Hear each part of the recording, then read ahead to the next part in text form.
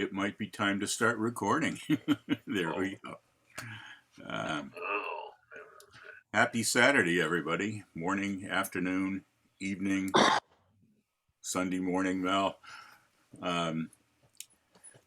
We have an open mic session today, and I sure hope you guys have your mics ready. And I think it should be a fun session. I'm hoping it will be. But I'm a little sorry that it is this because I've been having troubles getting people to talk.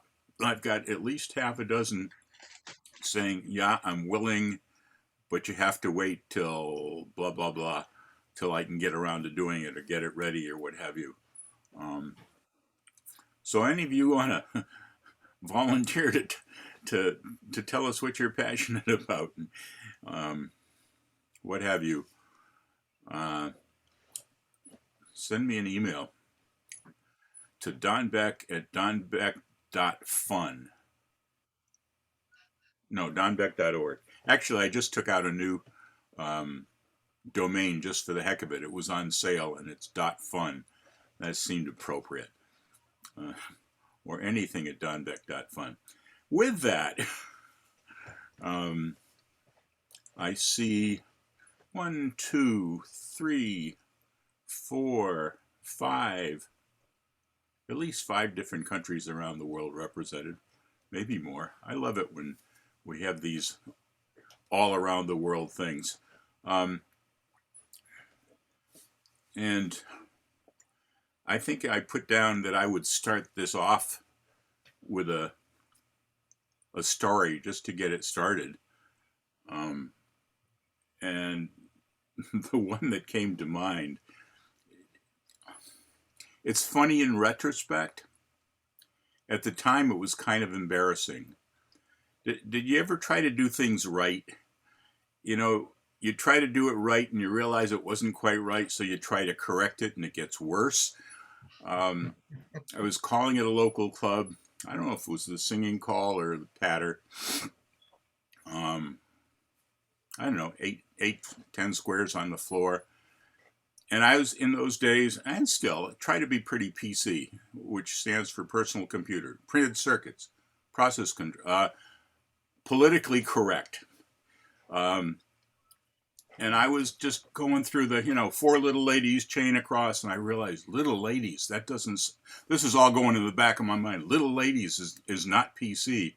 So I threw in, you big ones go too. Ooh. Well, that wasn't fixing the problem. They were in line at the stage after the dip was over. Anyway, embarrassing, funny for me to think about. How could you do that? Somebody else, tell me an embarrassing moment. I'm having one right now. I had a club in Sacramento for a number of years, and back when DVD was called APD, they changed it to DVD. That sounds like a pesticide more than what to do. But I had a little thing I would do. I said call du jour, call of the day. I would take a call and I would just do it from just any position I could think of that could be done. Well, I was doing Follow Your Neighbor and Spread, and I got them in columns. And I called it, and everybody did it, but I didn't notice if 2 of the ladies had finished their part. And so one gal, her name was Betty, and I looked at her, I said, Betty, did you spread? The minute I said that, that didn't sound right at all. And she knew what I meant, but the other 7 people in the square kind of looked like, what did he say? So, and the rest of the tip, I tended to giggle a little. It was, yeah. Bill, that reminds me of one meeting in the Plus committee at Caller Lab when we were trying to define and spread, and I won't even bring that up here.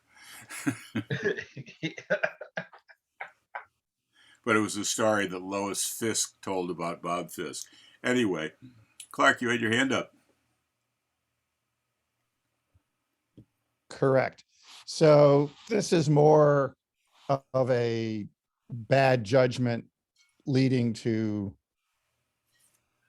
I don't know if embarrassing is right, but it definitely was one of those moments that is pretty indelibly etched on me.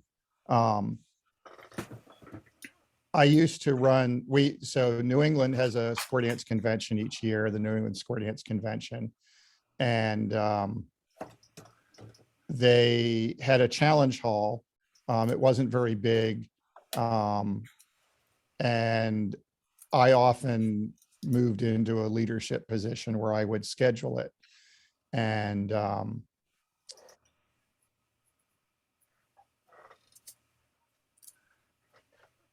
I'm actually, as I'm trying to as I'm recalling the story, I'm pretty sure, and I'm pretty sure this was in the challenge hall. And we wouldn't really go beyond C1 or C2. And often the C1 had to be pretty easy.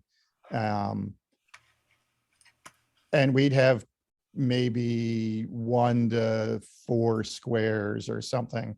The convention's winding down. It's probably the Saturday night stuff. Maybe, I don't think it even went on to Sunday. And I'd been kind of tired at holding back and not being able to call real C1, real whatever the level was supposed to be, in my opinion. And we had 2 squares. And I finally decided for the last one, I'm going to, call the real program. And the 2 squares were probably a square of younger people that I knew, tech squares dancers or whatever, and another square of someone else's C1 dancers. And I let the hammer down and I called real C1, and, my square flew through it and really finally had a good time. And the other square broke down a lot and didn't have a good time. And at the end of that, a gentleman came up from the square that didn't have much success and kind of let me have it. He was not happy with what happened. That was horrible. And I forget whether he told me I ruined his convention, but he might have said those words. And I felt really bad because the more I thought about what had happened, like, it basically ruined the convention for me too, because I realized what a bad thing I had done. So that one stuck with me for forever. Wow. Lesson that many callers need to learn, that you're not calling for you, you're calling for the dancers. And not just your dancers, but maybe all the dancers. Yeah. I mean, the only good side of that is it's a rough lesson, but I only inflicted it on 1 square of dancers who will never dance to me again. But yeah. The sad part is, pretty much today, that could be every hall you're talking about. We were talking earlier about the lack of creativity because Color Lab corralling things in to cut down on the creativity, but there were times that it really helped when traveling, which I didn't do that much of, but at least I knew what the people I was calling to could dance. I saw some times before that when, boy, these guys can dance an awful lot to their caller, and I was pretty impressed. And then I got up and called a guest tip there, and they couldn't dance to me, and I was calling it easier material, but they were just so tuned into calling the stuff he'd taught them. Any other hands? The mic is we'll pass the mic. You made a comment there, Don, which I think it's a trend that I've been noticing recently, especially mainly because the SSD program, because I've been following it. It was posted the other day. It's the SSD version 35 that's out, which tells you a lot about where we're at. But Color Lab stifling the creativity, I'm seeing a slight trend of it's actually having the opposite effect by Color Lab reining it in and getting more focused on the standard positions and using material with variety but not difficulty, that many callers are having to be more creative and actually use the material that's available to them properly, rather than try to find some weird and wonderful wacky way of using it, and or pulling stuff down from other levels. So I'm hoping that that trend swing continues, that we get a lot of variety with the material that we have. If we'd done that in the first place, we probably wouldn't be in the position we're in now. If that variety doesn't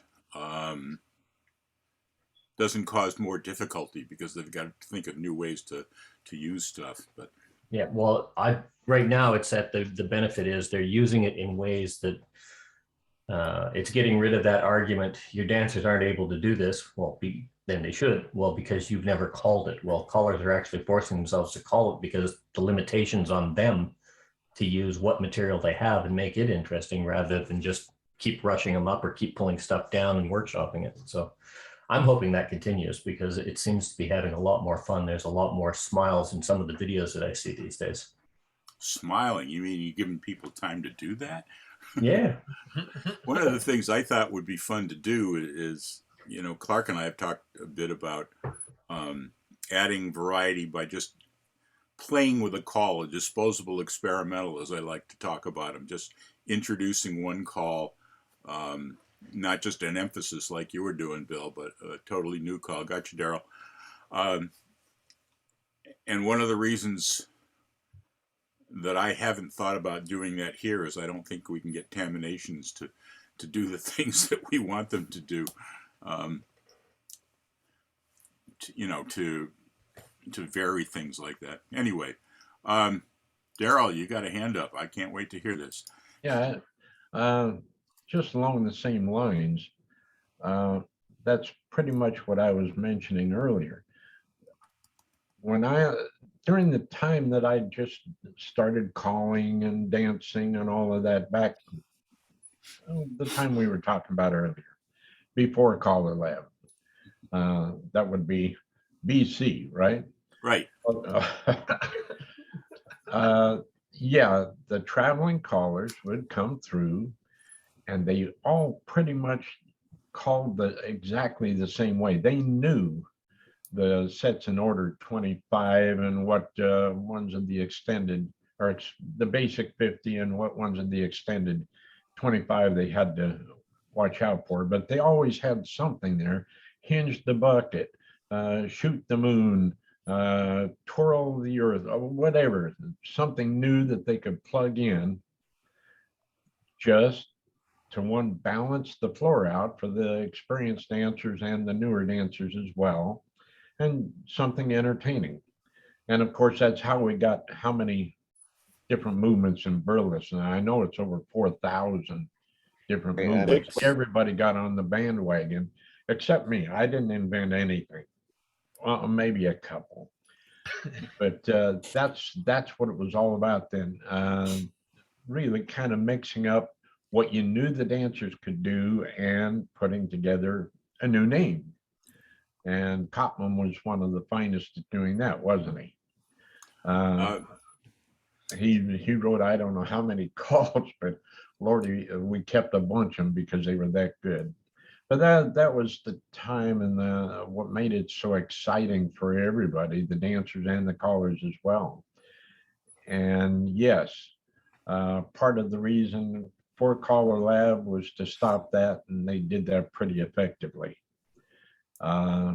Which may and may not be a good thing. Well, yeah, there's two sides to every story, isn't there?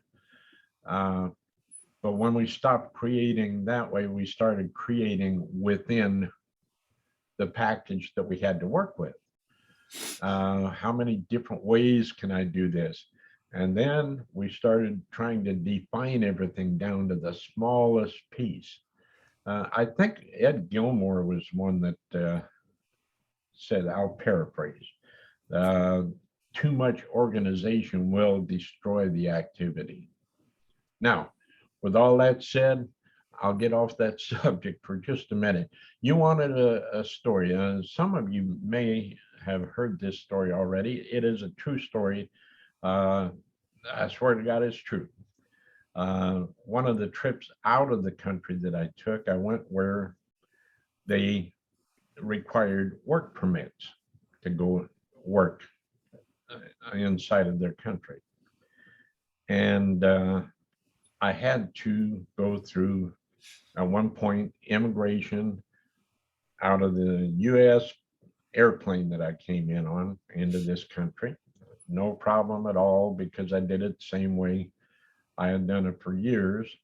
They said, where are you going? How long are you going to be there? So many days. What are you going to do? I'm going to visit friends. Okay, right on through. I did some college sessions. I did some dances, had my long weekend all cleaned up, flying back home to Portland, Oregon. And of course, when you land, you have to go through immigration again to get back into the US. I didn't, that immigration was a stop along the way. It was not in Portland, Oregon. I should mention that.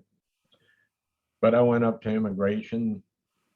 The nice little gal said, where have you been? I said, this place. How long were you there? 3 days. Did you work? No. What did you do? Visited friends.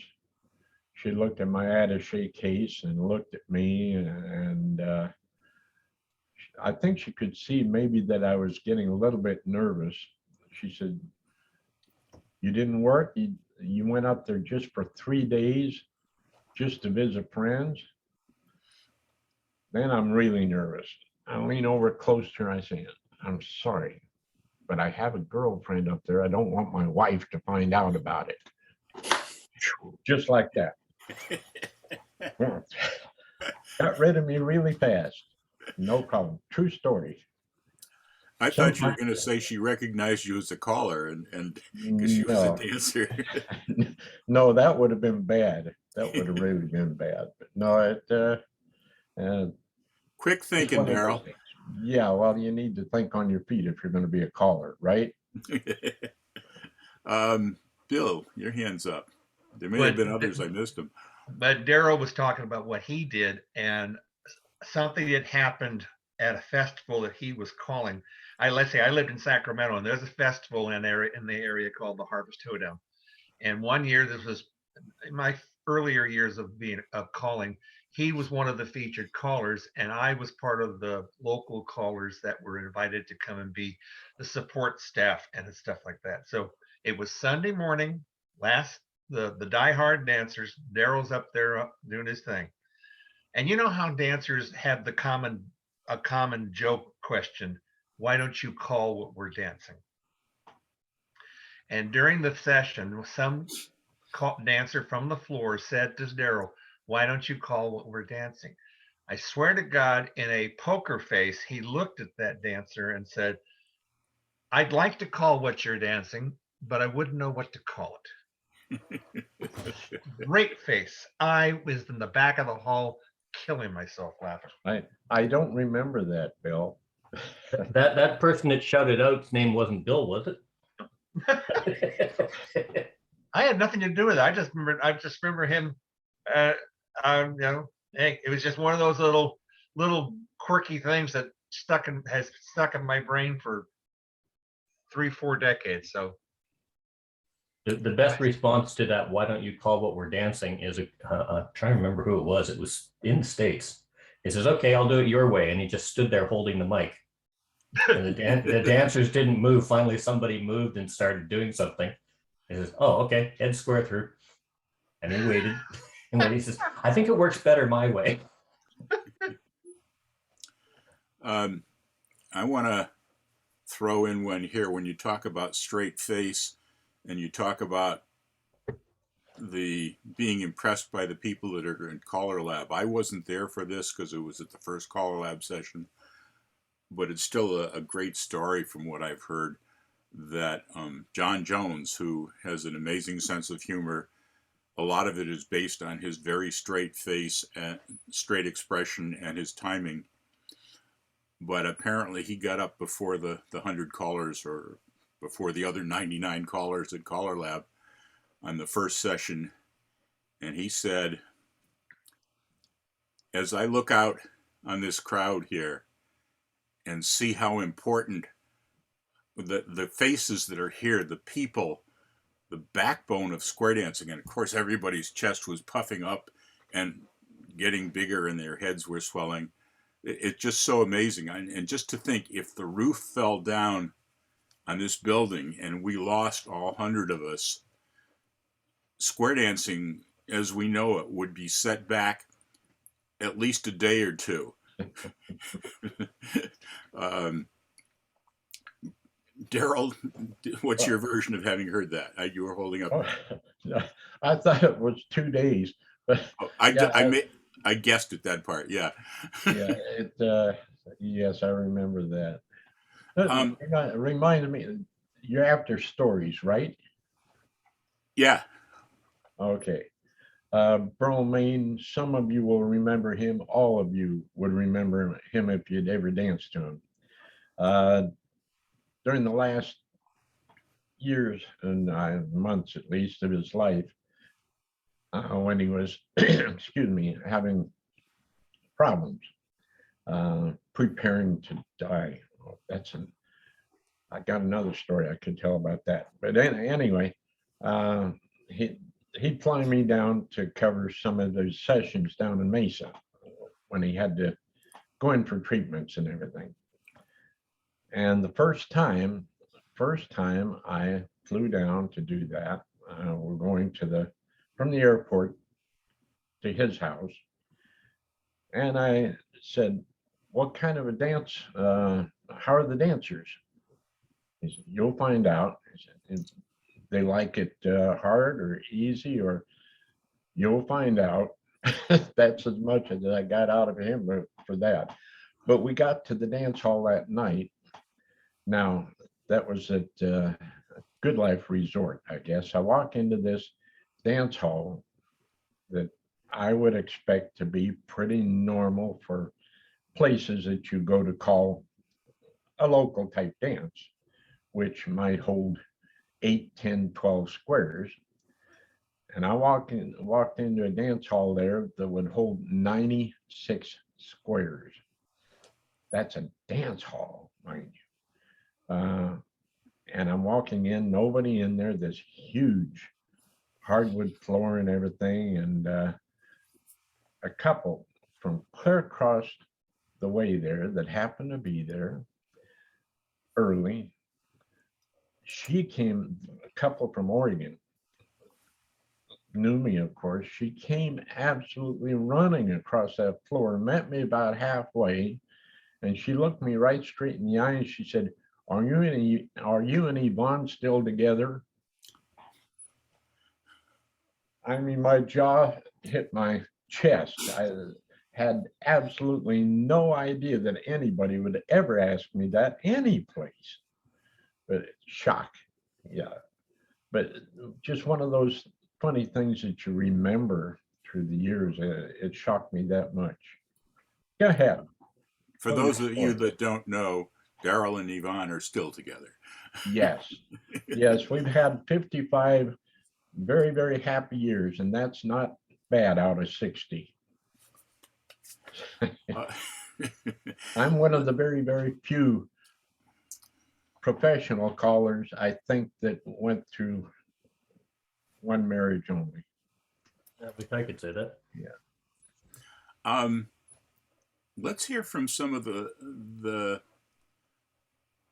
newer callers after we hear from Nikki. I'm thinking of Dan. I'm thinking of Yolanda. I'm thinking of Janet. I'm thinking of Mikhail. Should be some interesting ways to look at square dancing when you haven't seen it, but in the last several years. Anyway, Nicky had his hand up. Let's hear an old timer story. Yeah, still feeling like a youngster, but yeah, anyway. Yeah, I think it is very important to be self-reflectant and try to stay on the ground and be humble. That doesn't mean that I flying high or whatever, but I was feeling good. You always have some waves like that if you have a couple of dances and the regular groups, and I was calling my senior group, and there was a time where one special dance and was hitting the other, and all before COVID, and my home run clubs, they were running strong, and you were in good moods and good spirits, and you just thought that, wow, the world, and there was one dancer. I had 6 squares on the floor and was calling and moving the dancers around, and they enjoying. And a couple of months before, one of my dancers passed away, and his wife was still with the group and was there.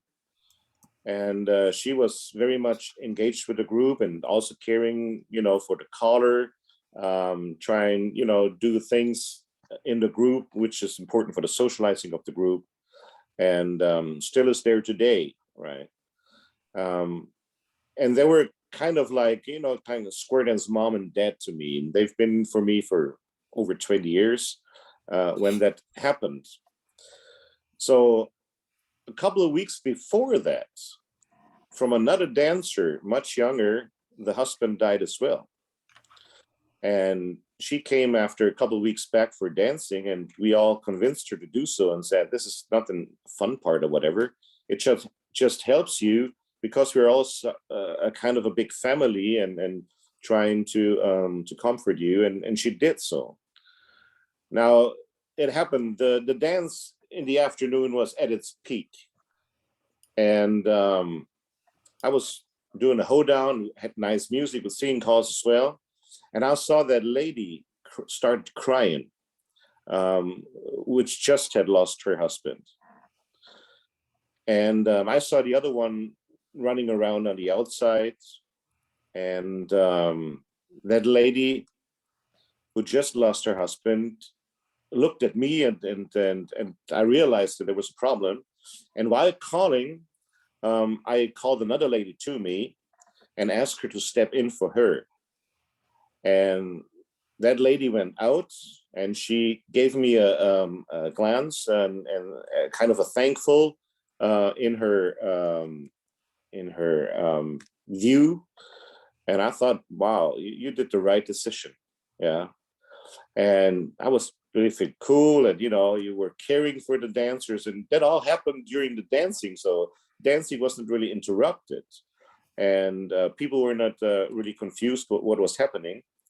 And then I called the other lady, which had lost her husband a couple of months before, and asked her to get in touch with her. And she was a really caring lady. And I was really feeling good. And you're caring for your people while you call, and so multitasking. And so she went off and talked with her, and they got out. And people after the tip walked up and said, that was really nice and kind of you. And I was feeling good.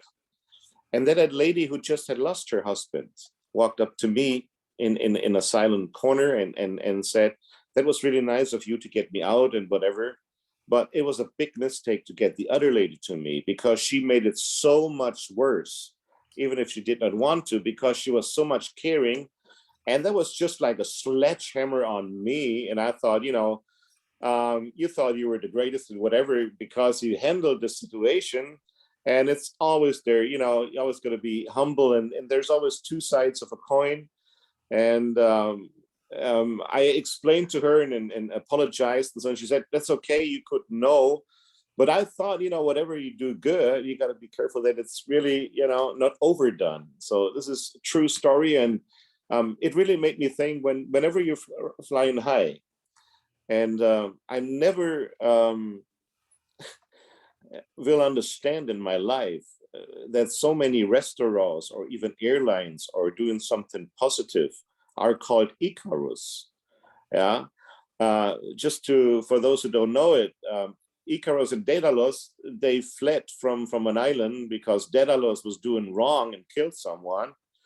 And they built feathers and made wings and whatever. And he said to his son, which name was Icarus, not to fly too high, otherwise the sun will melt the wax and the feathers will drop out of the wings. And if you go too low, the sea may catch you and the feathers will get wet and you will drown. So as it happened, Icarus was the one who was thought, wow, we're going high and flying and whatever. And he got excited and he got killed, you know. So the one who survived, and it's typical in the Greek mysteries that is always not the one doing the bad is getting killed, but the other one who loves him most and has to pay its price. He survived, but how nice would it be to call a restaurant or airline Daedalus just because he survived the flying?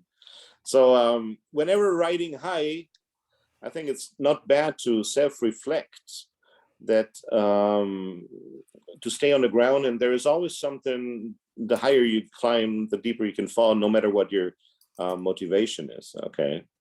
So this was a lesson for life, yeah.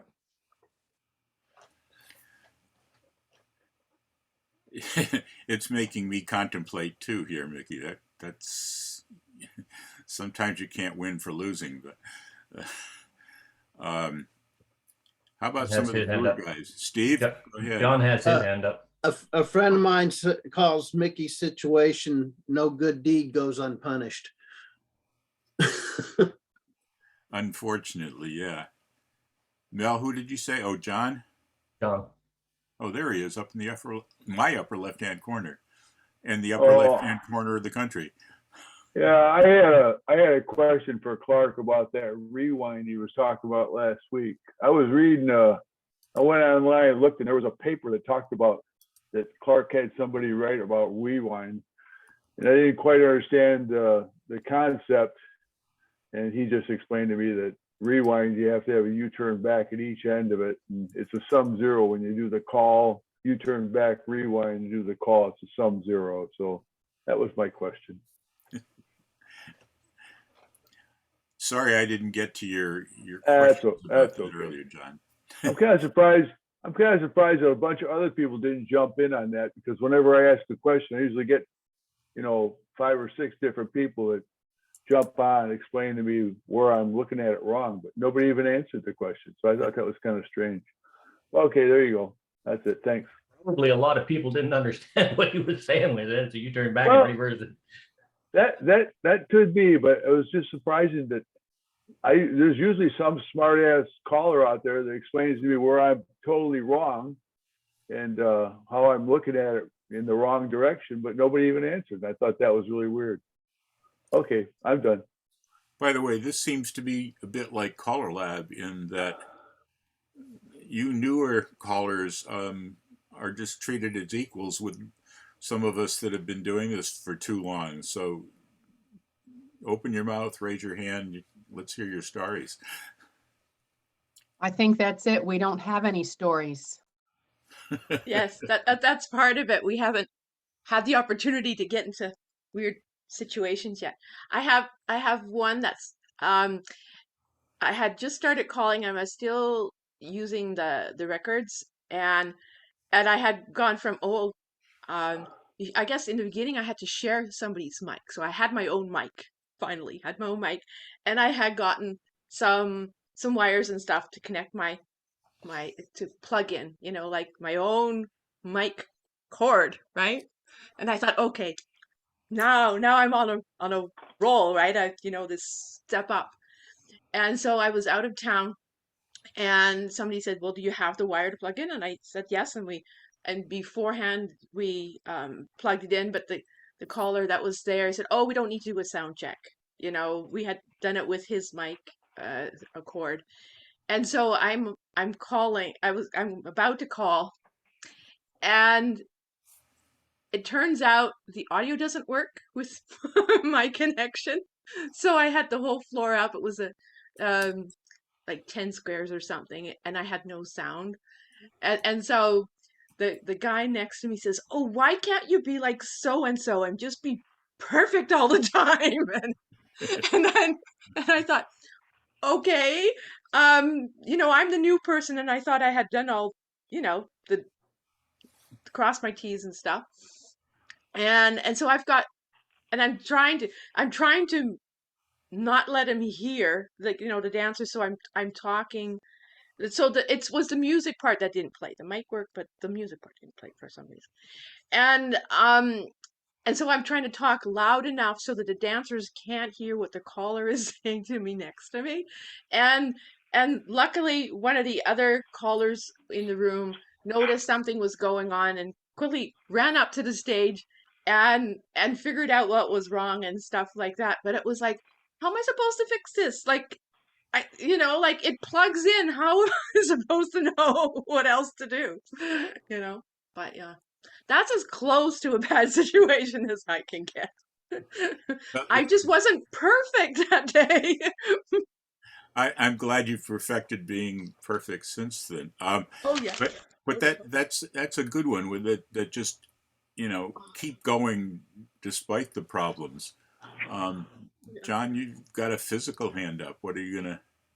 I was in Japan one time. I went over there for a couple of 4-month stints as a contractor, and this is when I was actually considering being a caller. I was practicing a call in my room. It was called, I think, Sunny, and I had played around with it, and I thought I had it all figured out, and I had some pattern whipped up, and I got over to, I went to a dance with Japanese. It was like about an hour away on the train. I had my computer, everything was good. I got to the dance and set up, and he said I could do a tip, so I was going to do it. And then I went to play the song, and I found out that I had never downloaded the song to my computer. It just sat in the cloud.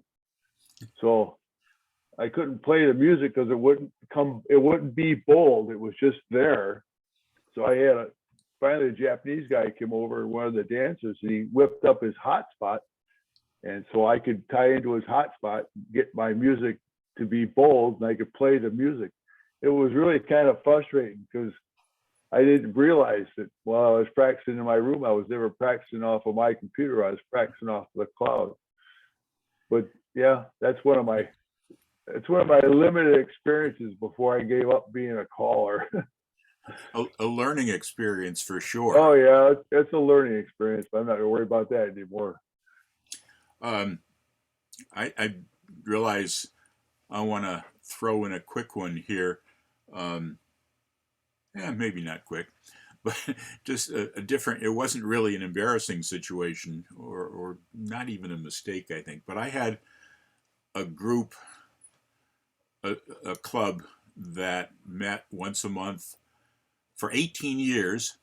That was an experiment back when we were doing all these experimental calls, especially when I was writing a newsletter and had to talk about the calls and feature one each month. This group called Don's Pawns, which was anywhere from 1 to 6 squares over the 18 years, we would do 1, 2, 3 new calls each month, and they knew that we'll just have fun with them and we don't have to remember for next time. And some of them I'd write notes as to whether the group responded well or not or whatever. And sometimes I had new calls that I'd come up with, but I hadn't come up with a name, so we would call it Try Your Luck. Whatever the non-named feature of this particular month was, it would be named Try Your Luck. One month we were dancing, and I had several good, and these guys loved that kind of stuff. It was fun. It was different. Baseline was plus. Most of them were A1 dancers. If I felt like calling a C1 call, like ASO, where you hung on to somebody, I'd make sure somebody was hanging on to somebody that knew the call. There was no given level. Anyway, I was one month, I had names for all the calls I was teaching. And at some point or another, I can't remember if it was intentional or it just came out, I said, Try Your Luck. There was no Try Your Luck call that month. These guys trusted me. They moved ahead with the free hand, and they were halfway into doing the next call when they turned to me and said, with this look of, you haven't taught us try your luck version this month. But it was funny for me, and I think for them, to throw in a call that they had no idea, but they started doing anyway, and realized, he's pulling something over our heads. It was a fun time anyway. Did I see another hand? No. Let's see a hand. Let's have somebody open your mouth. Dan, go ahead. You asked for newer callers, and I have done the usual insult the better square, and boy, that went over like a lead balloon thing once. But the other one was I was calling for the Redwood Rainbows, which is a gay and lesbian club near me, which is the club I learned to dance with. And there were a couple of guests from Eric Hennerlau's club down in Corte Madera, which is a straight club. Not that distinction means a lot in the Bay Area. But I'm looking through for singing calls, and somehow I got the bad idea to pick up the singing call version of Chuck Berry's My Ding-a-ling. And so I did that call, and afterwards a couple of people from Eric's club came up to me and said, I saw Chuck do that in live back in 1970, whatever. That was hilarious. Thank you. This was great. And then a few days later, I got a call from one of the club officers saying, maybe a floor full of lesbians is the wrong target audience for that song. So I won't do that one there again. Dan, was that on White Night? I don't remember. I will have to look for that. I don't think White Night was the label. Okay, because White Night, can't even, Michael Johnstone had done it on had put it on White Night, and he and I used to do a weekend together every year, and he used to, of course, do that. Everybody seemed to love it, but they were mostly straight, but still didn't. It was one that he could do. I wasn't about to. Yeah, you got to pick the right audience. Hannah and Lars, I noticed that you're providing background noise. Do you have a story? Can you hear us? Yes. You're in the car. Yeah, we are in the car on our way home. We do have stories, but right now I'm just listening to your stories. Well, think of some to share before the hour's up. Okay. I think my version of that was Gold Wings. Oh, okay. I never did check how many places recorded that. Anyone we haven't heard from?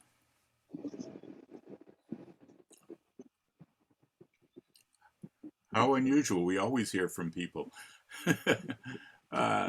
Clark? I'll say two things. One, hold on, I need to get this back up. When Daryl said he didn't write and publish any calls, or maybe many calls, the database that seems to never forget would remind him in 1976 of the call Ribbit, and in 1977 the call Trade the Axle. So those are the two that I have in my database for Daryl. It was not ribbon, it was ribbit. Like Ribbit, yes, correct. Ribbit. Like what a frog says. Yes. I wrote very few, and now let's put it this way. I wrote very few that I had published. And of course, during that period of time is when the Caller Lab made the mistake of asking if I would chair the quarterly selection committee. So that kind of took me out of action. I had tons of stuff coming from me all over the country to try to sort through to find something that we could use as a quarterly movement and come up with what I felt was danceable material for it. I think I've been around too long. That's with two O's. I'm sorry, I shut my video off so you don't have to watch me scratch my nose and stuff all the time. Now, I tell you what, one thing I did learn in well over 50 years of calling. If it can happen, it will happen. Eventually, it took 17 years before I missed the first dance that I was supposed to be at.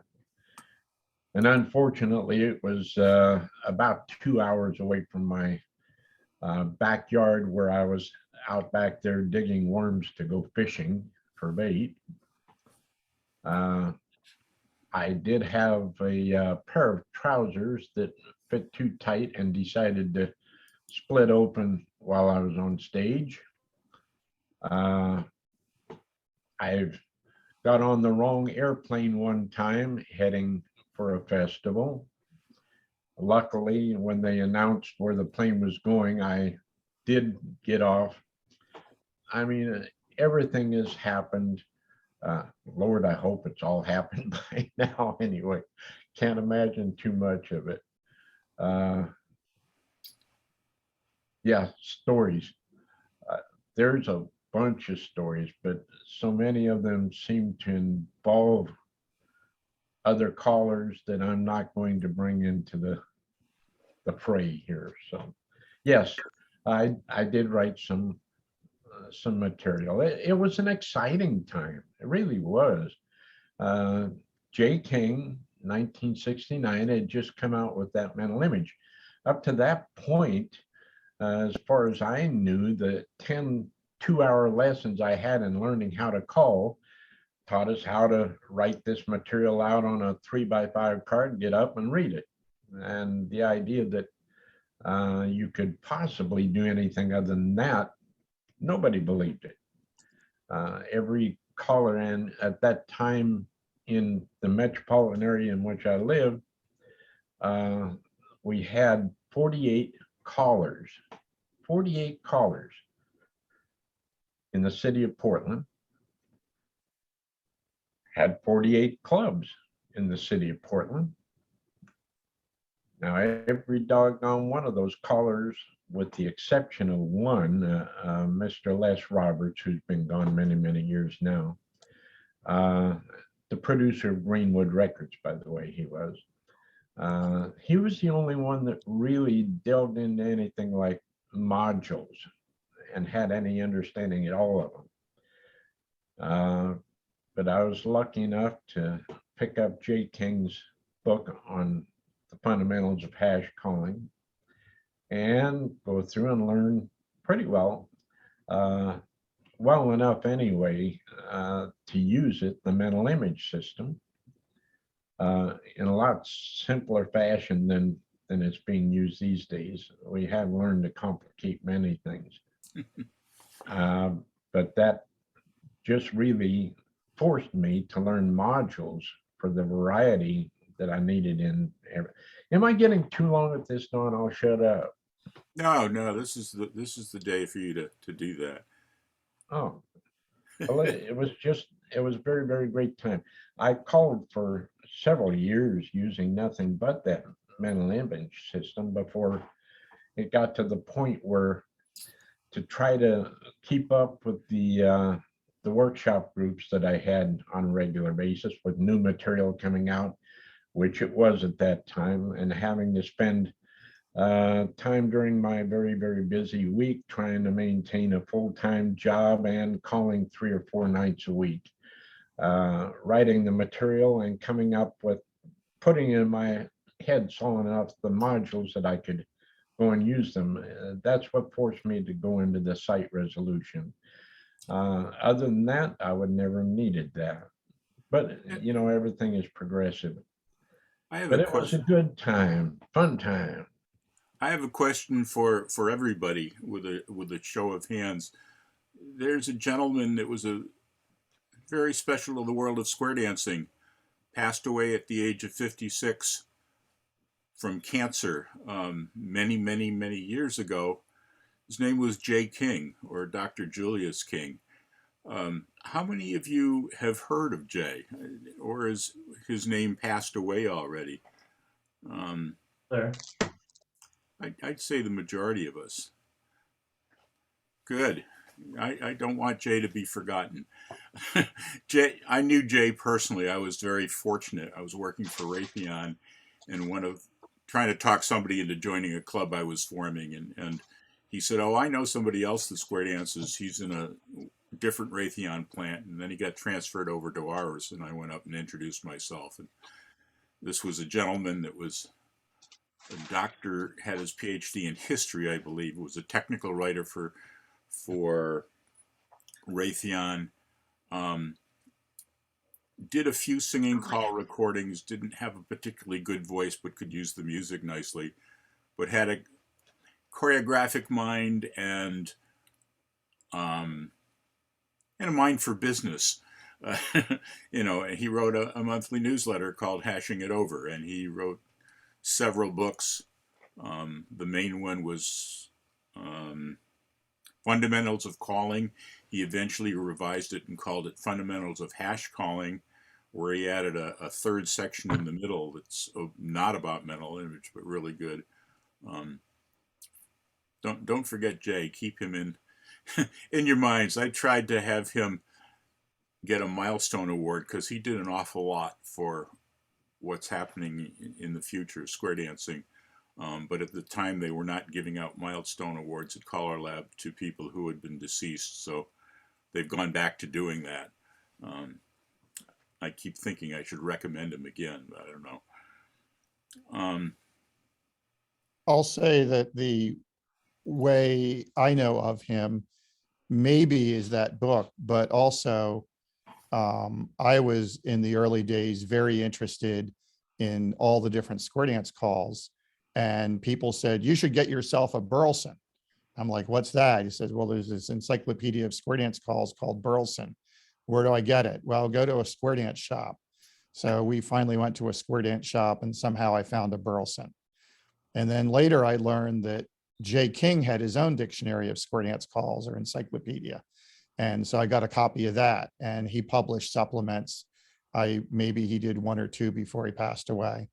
And then Lee Kopman had a dictionary. So those were the three big Bibles of, if you needed a square dance call and wanted to know about it, look it up in Burleson, look it up in Jay King, look it up in Lee Kopman. And then the next resource for that same thing would be Callers Note Services. And that's when I learned about the Bill Peters Note Service and the Bill Davis Note Service. And there are other ones out there, obviously. So that's where the calls first got published, and then they flowed into a Burleson or a Jay King. Jay had the advantage that he tried to put them into families and ideas and add some systemization to his book, whereas Burlesons is just almost a, call numbers, 1000 through 1020 were the calls invented in 1980, June and July kind of thing. So anyhow, that's my association with the name Jay King. I had fun for a while. Give me half a second while we're right here. I had fun during a very short period in my calling where I had the dancers memorize the numbers from Burlesons.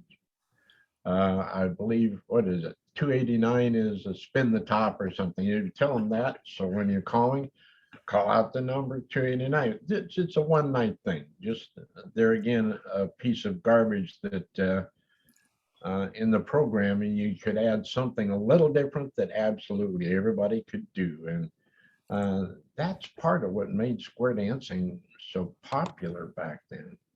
And we're missing that these days. Jay actually came much after. I'll get to you, Yolanda. I did see your hand. Jay actually came much after. Jay's encyclopedia came much after Burleson's. Burleson basically took anything he got and wrote it up, I think, in the author's words. And if there were duplicates, he never really caught that. Whereas Jay thought there was a market for it later and tried to organize a group, as Clark said, in programs and dates and all this other stuff. Somebody asked Burleson at one point, it'd be nice if you put the authors' names down as a historical record. And his answer was, we don't want to do that because I don't want to do that because that would just encourage more people to write more songs, so more calls, so they can get their names in print. But it's a shame he didn't. And I think that later he said, but the people that I didn't have for at the beginning, if I added them now, they'd feel upset. So it's a shame we don't have that historical record. Yolanda, you've been anxious to share something. So this is part of a story anyway. So well, don't leave us hanging without the punchline. Yes. So it has to do with J. King and his material. So one day I was in Alberta, and I was standing in line for registering, and somebody pulled me out of the line and said, you have to come to the parking lot right away. And it was like, why? Well, we can't tell you.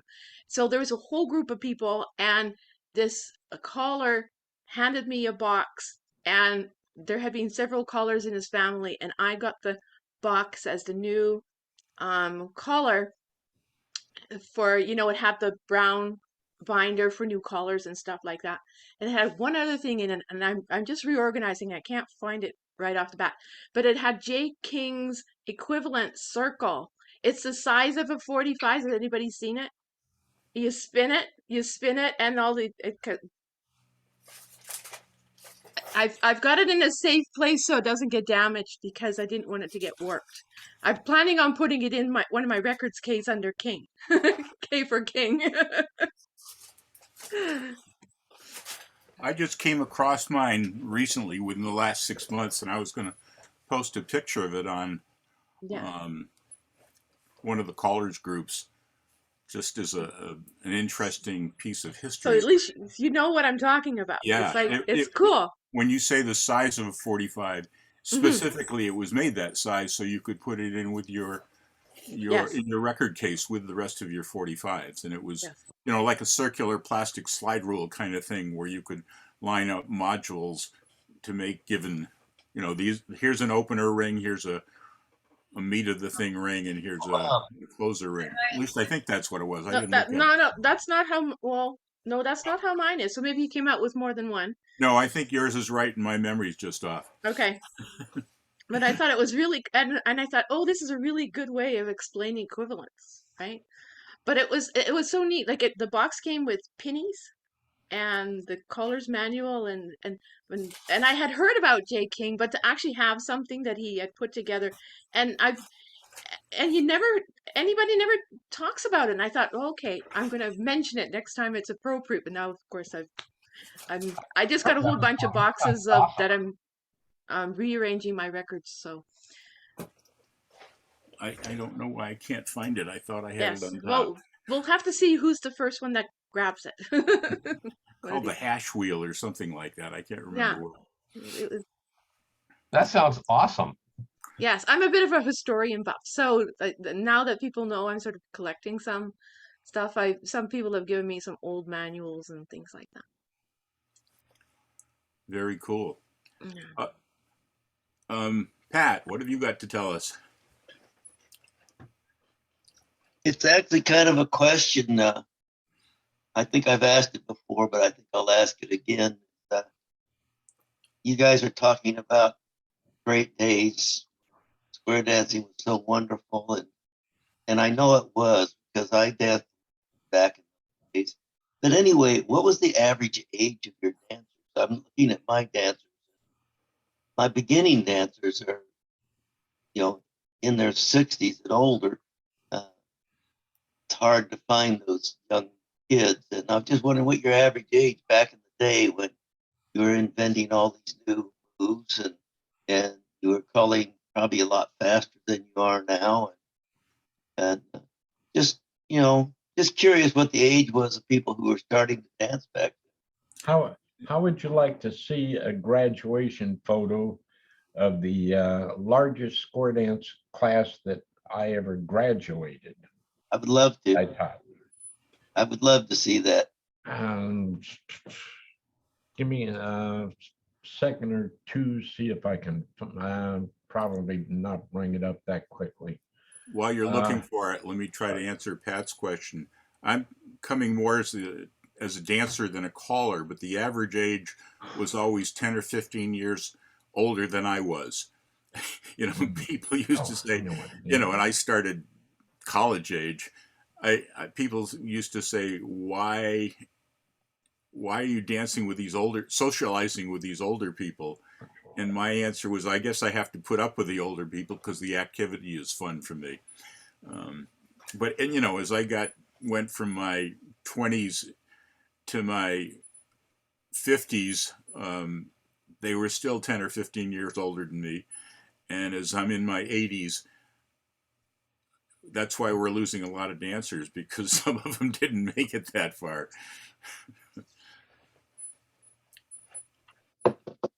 There's the picture.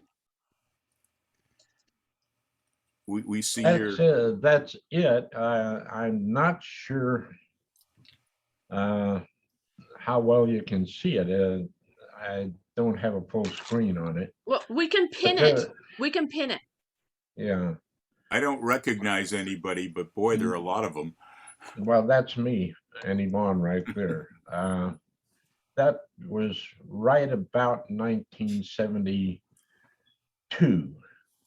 And yeah, there were a lot of them. It was just a huge, huge class. So Daryl, when you look at the picture, which you can see better than we can, how old do you think the people in that picture are? Are they in their 30s, their 50s? What do you think? I would guess probably the average age would come out about 50. We had some quite older. That little gal there was totally blind. I remember her real well. And some of these people are still dancing today, believe it or not. If you could see the picture better, you could see that I was still I was a lot younger then. I was still in my 20s, late 20s. I was probably 28, 29 years old back then, whatever. But younger callers draw younger dancers to begin with. And like I say, it was an exciting time for square dancing all the way around. And it wasn't anywhere near as hard to sell it back then to younger folks. I would guess that class probably had quite a few that were 40 or younger in it. It was a different time. There's no way that I would draw anybody in their 20s or 30s to a class of mine now. Young callers, we need them, kids. We need young callers if you're going to get younger dancers. But no, average age back then, even then in most clubs, I would say was probably 60. Not a lot different than these days.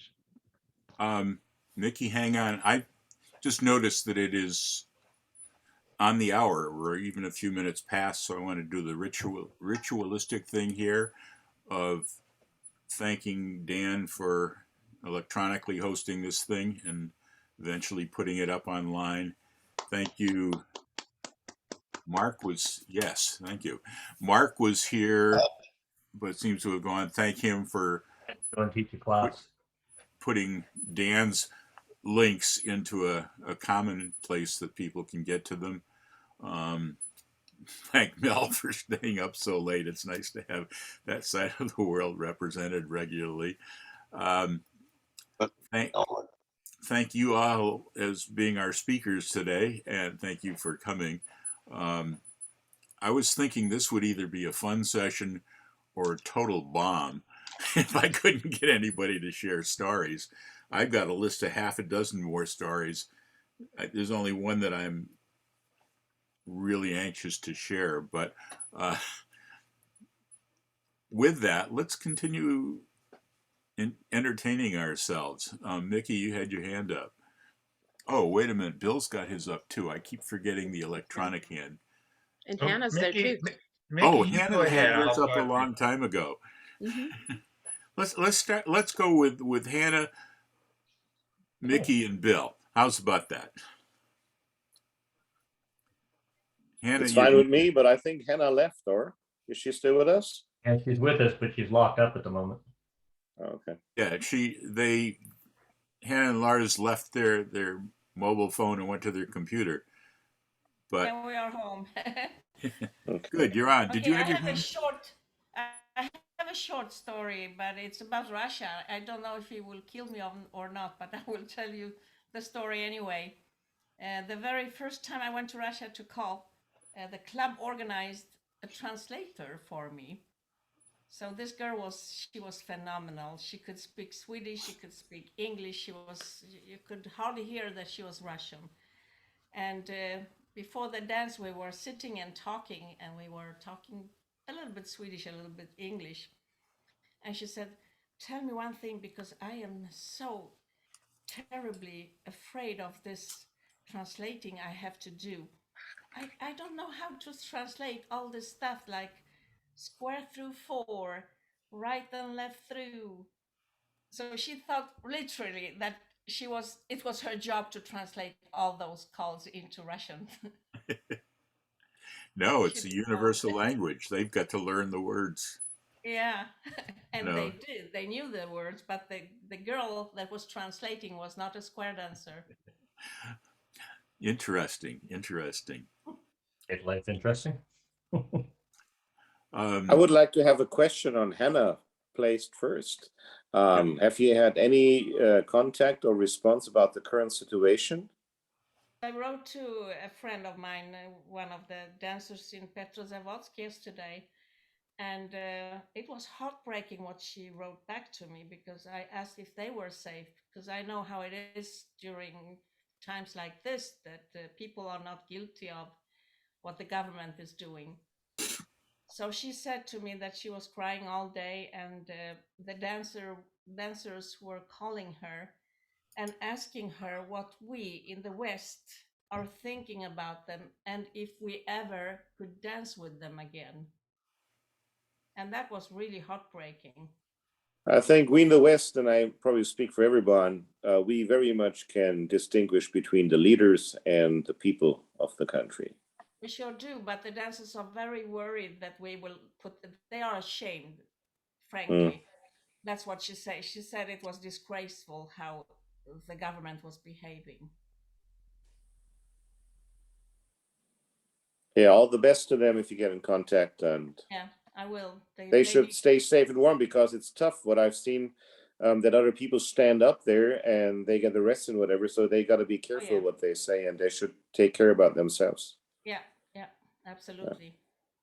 It's a whole different discussion, but it sure has been on my mind very, for quite a few days, weeks. It's especially the last few days. It's the last 2 days. Unbelievable that in this time we're going through something like that again in the world. Yeah. Never actually stopped, Don. Excuse me? It says we've never actually stopped with the proxy conflict. It's just now right in the public light. And True. the only reason for that is you've got major oil, major steel, it's got a major economic impact as opposed to a pseudo template for playing games across the geopolitics. And because it's a major economic thing, it'll be interesting to see if sanctions work. I'm sure they will in the long run, but it's the short run we're worried about. They're right on the same template they were last in 2004. Almost. I think this escalated a little bit more, because I think with the direct offering to use the nuclear weapons, I think, and threatening the West whenever getting involved, that they will never seen things happen. I think that's a different stage we've climbed on there. Not really. 2000 and 2004, the nukes that they're worried about is not the big nukes that most of them were deployed in Ukraine anyway, because when they seceded, it's most of the little tactical mobile ones that were seceded with them. Many people didn't realize that Ukraine was actually a nuclear power because of this. And they've also made the same threats in 2004 as Russia did, and back and forth for retaliation.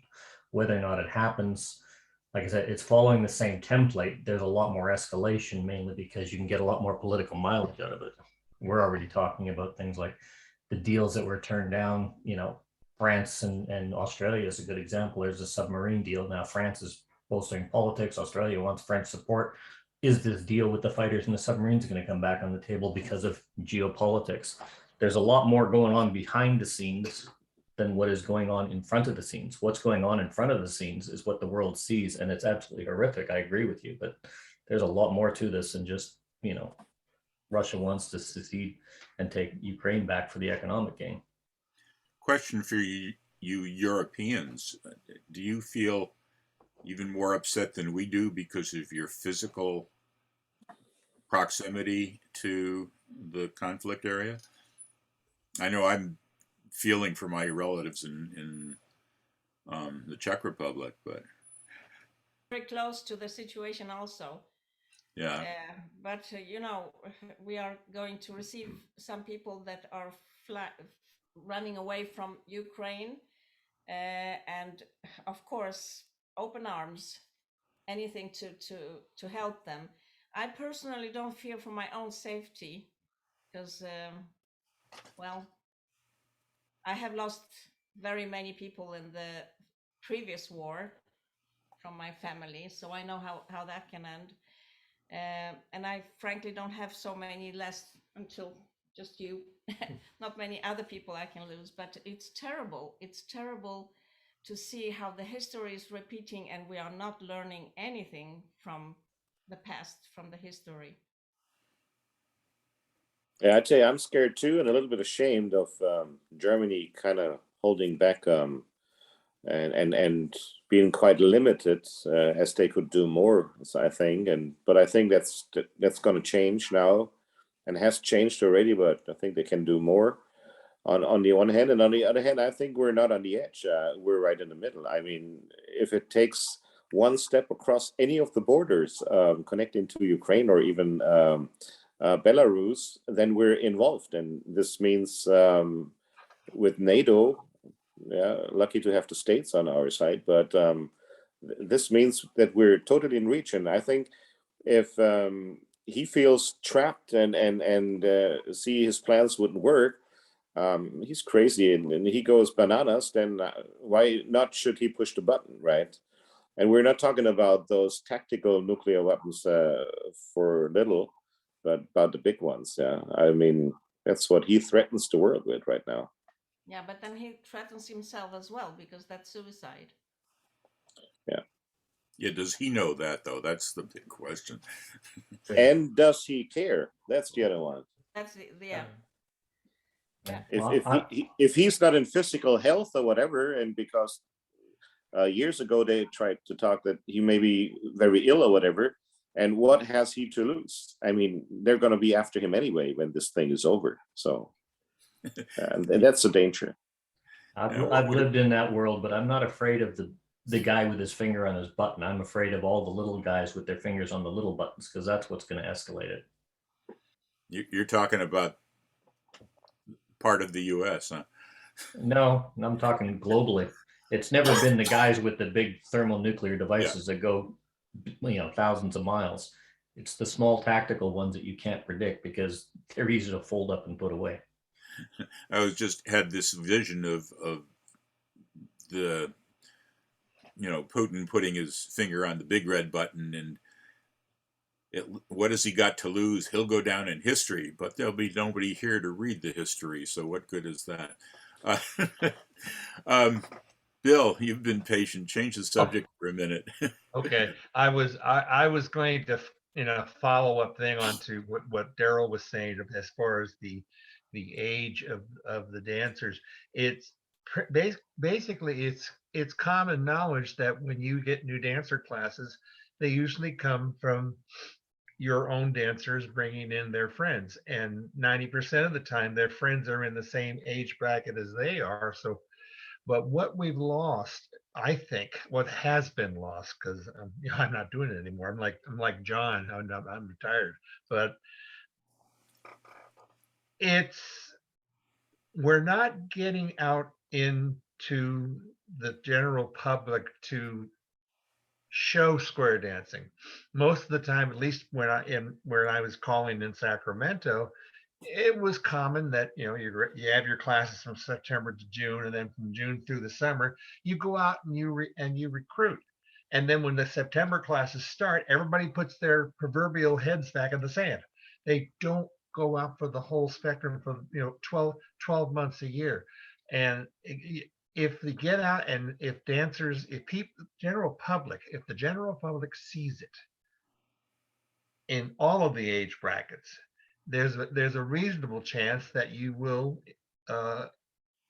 spark interest in the activity with the younger dancers. And I'm not talking teens and 20s, and I'm talking like even 30s.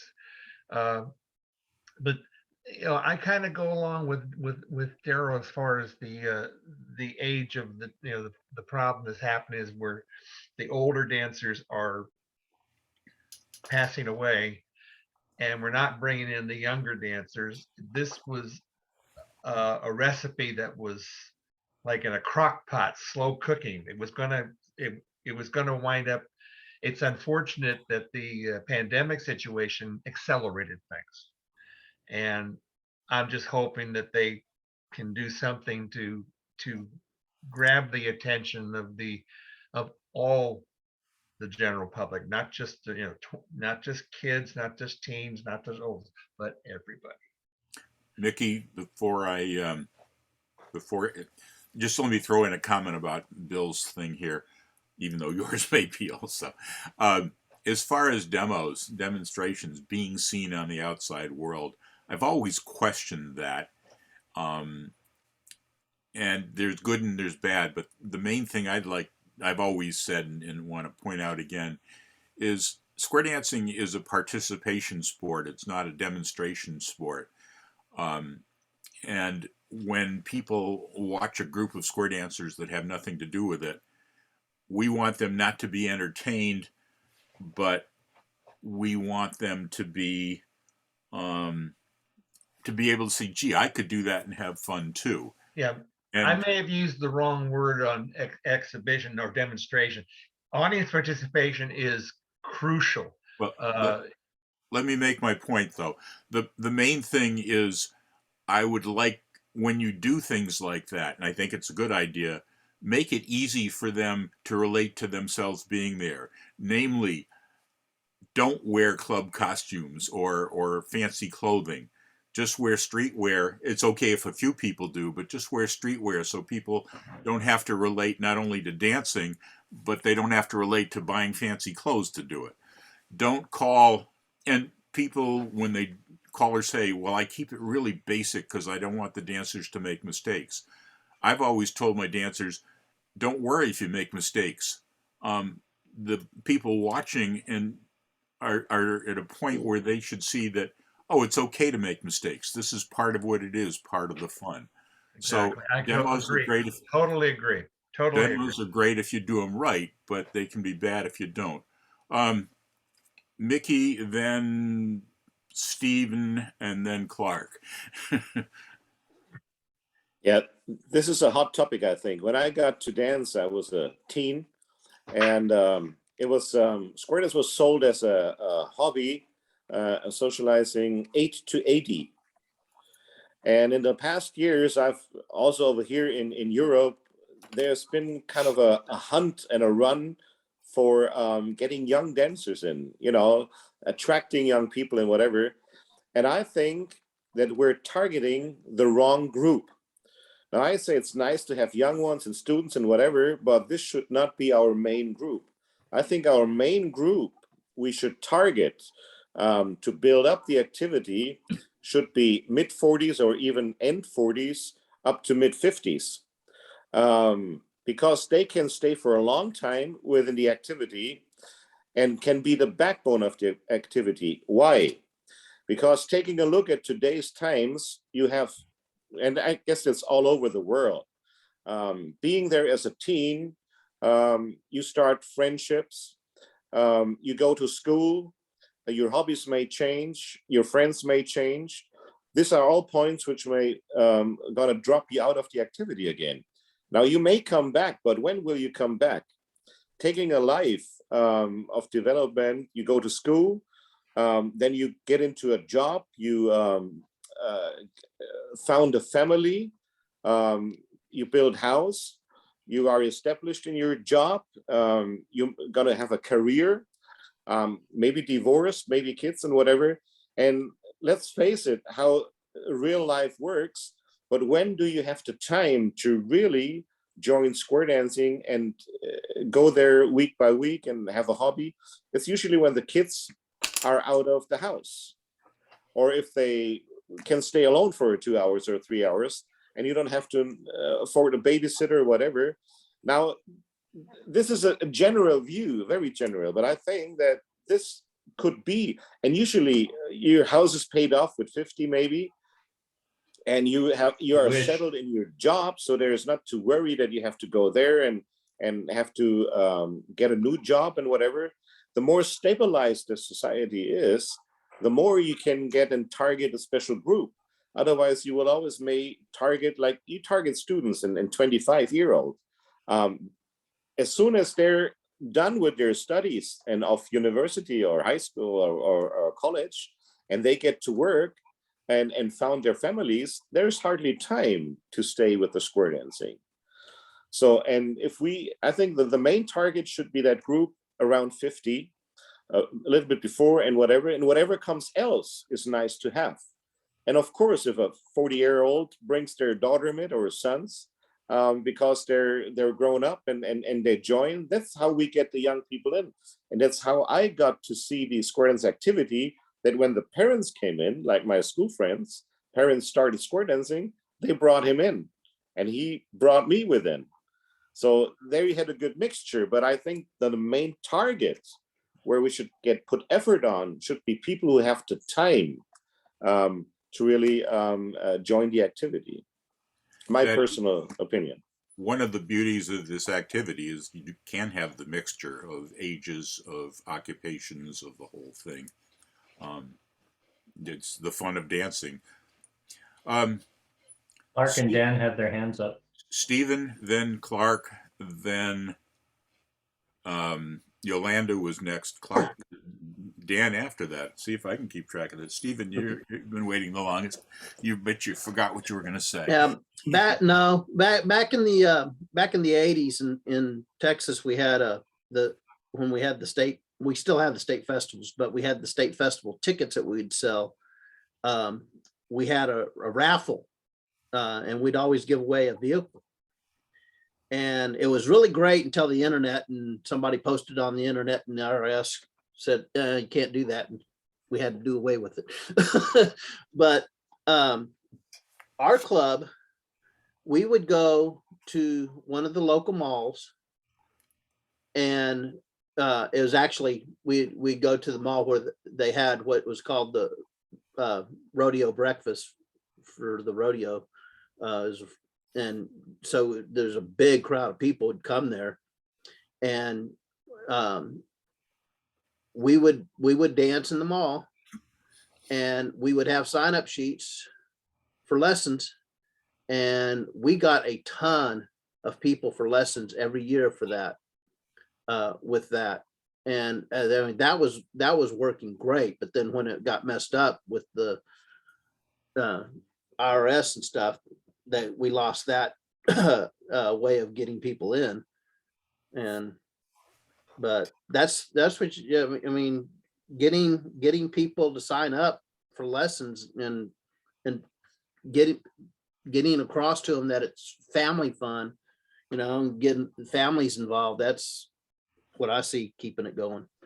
I remember telling my dancers that it's your job to bring them in the door the first time. It's my job to make them want to come back. Clark. So getting back to one of the questions of what age are people, I've heard, and I kind of believe it, that in the 60s, especially after World War II, we had younger people in looking for activities to do after the war, getting back to families, etc. And then ever since then, as we moved into modern Western and all the calls and the boom times of the 60s and 70s, people bring in their friends who are their age. So the entire population slowly aged year by year. And I kind of believe that. So that's the answer, or an answer to Patrick's question from a while ago. Now, as we're getting into saying, well, we used to do this, or this worked well for us, I posted in the chat a reference to a book, which you may have heard. It's Robert Putnam's Bowling Alone. And I want to read something from the squib for that book. Give me a sec, here we go. And Putnam's talking about social capital and how social capital from say 1900 to 2000 has gone up and gone down. And you might go, well, why do we care about social capital?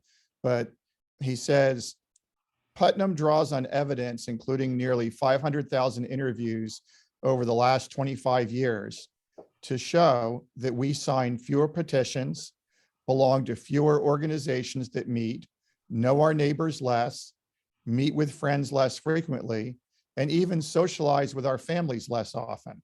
And I'll say here, he's talking about the United States. We're even bowling alone. More Americans are bowling than ever before, but they are not bowling in leagues. Putnam shows how changes in work, family structure, age, suburban life, television, computers, women's role, and others factors have contributed to this decline. And I think that the data that he presents and what he realizes has happened from 1900 to 2000 has caused many of these factors to go up and then go down. And square dancing started in the peak of the go up and has ridden the go down in not just square dancing, but all other factors of life where people aren't joiners, et cetera, et cetera. And we've been fighting that, but relatively unsuccessfully. And I think that's worth considering when we wonder, why is square dancing where it is today? And why don't the old ways work? And why can't we get people square dancing? I know you've mentioned that book before, Clark, and I've yet to read it, but it's a lot of parallels there. Yolanda, Dan, then Daryl. So, because I'm in the younger group, I just should take the hand down. I talk to some of the younger dancers when I'm out of town. And one of the things I hear over and over again, and I used to dance in the 80s, so I know this is true because I've seen it. When we were in the 80s, the younger people were allowed to bring their kids. You know, we'd have a corner of the dance hall, and I may have mentioned this before. And they were allowed to play with their toys. They could listen to the music, watch us dance. And when they got tired, everybody would bring a couple old coats. They would crawl on the old coats and they would go to sleep. Nowadays, the attitude is they don't want the younger kids because some of the more mature dancers are looking after grandkids and they want to have some time to themselves. I have called for a farming community where I have seen that the kids are included partially because they didn't have enough for a square, and so they ended up with some kids that they taught so that they would have a full square. And I've watched those kids growing from 8-year-olds to now that they're in their teens, and it's like, oh, cool, right? And I've been in another place out of town where homeschool kids were part of square dancing. But I think we need an attitude adjustment.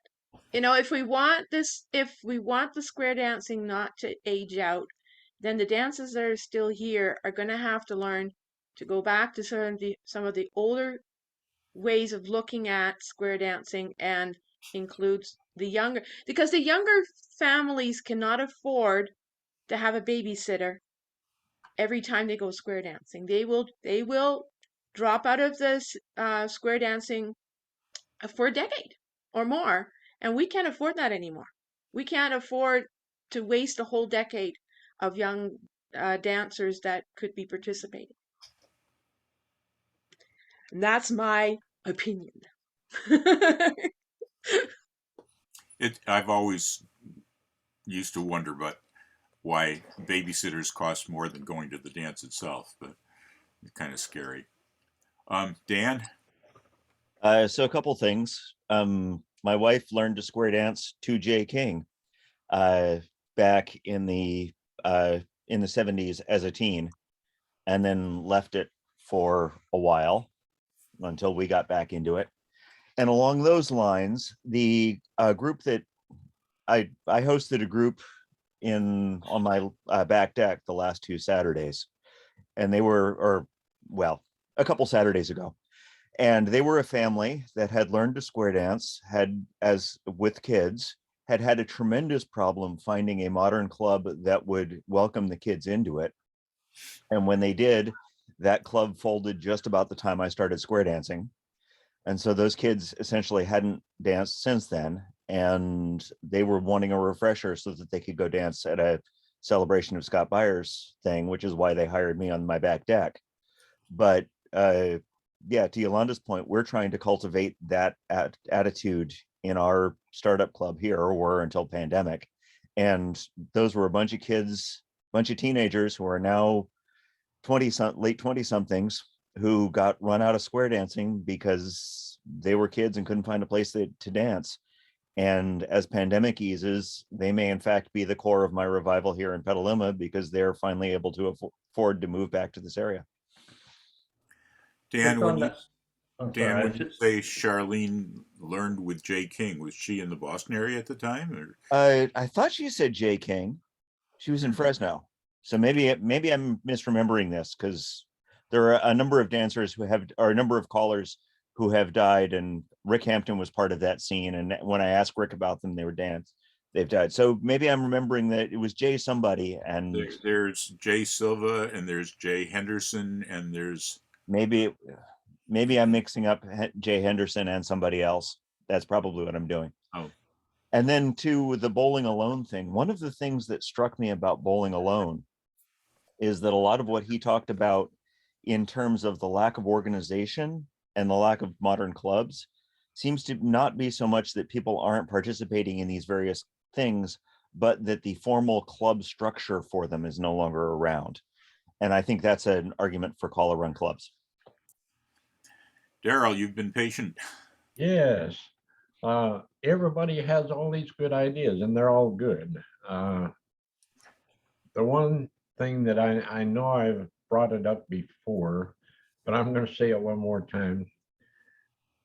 If all we did was keep the people that we got through the lessons that we've been having lately, if we kept them, the ones that make it all the way through the class, there's got to be a reason why they make it from start to finish, and they graduate, and they join the club that sponsors a class, and 6 months later, they're gone. If all we did was keep them, we'd have a lot of dancers out there. Now, I grant you, people do not commit these days. But if you go working on percentages, I think we used to keep a lot more than what we do these days. We've gotten too hard, just flat out. This SSD, it's just selling basic over again. And if it does a good job of doing that, I'm all for it. I think it's probably going to wind up being just another path to where we've become for the same reasons that we got to where we are. But we do need to have an activity that looks fun. If you're going to sell it, it's got to look fun. And you've got to find some way to make it fun enough that you're going to keep them longer than 6 or 8 months. I challenge everybody. Now, I know you can go to your state federations, and most of us here are in the States. Some of you don't. I don't know what they have in Australia or Sweden. But in the United States, every club out there buys insurance on their dancers. So every member in the club they pay $4 or something like that for insurance for the dancers. They can go get those numbers, find out how big the clubs were, how big the classes were. When they graduated, they paid for the insurance. You can get the numbers, whether the numbers are growing or going small. You can check that as a census resource for what's happening, what's been happening with the new people. And I think it might surprise you if you haven't really looked into that. It's just find some way to keep the ones that we are teaching, because classes still seem to be going. But with that, folks, I always look forward to these sessions. Thank you, Don and Dan, and nice seeing everybody again. I do have to go cook. So, I will see you again. Take care, Dale. Daryl, great having your contributions. I think this open mic thing has been kind of fun. Daryl, I was just thinking, people used to talk about, unfortunately, we used to lose 50% of each class by the time next spring came around. And 50% of 12 squares leaves 6 squares, which isn't bad. But 50% of 1 square these days doesn't build a club very fast.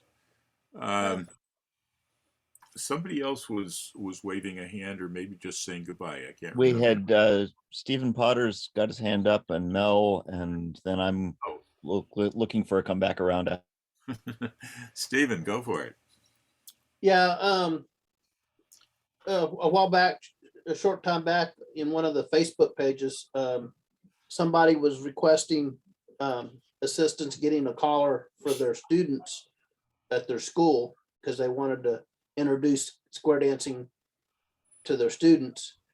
And I gave them the idea of, getting if they to get the collar, get a local collar to get in there and teach them, and then if they get them hooked enough, get the parents involved too, and work through it that way.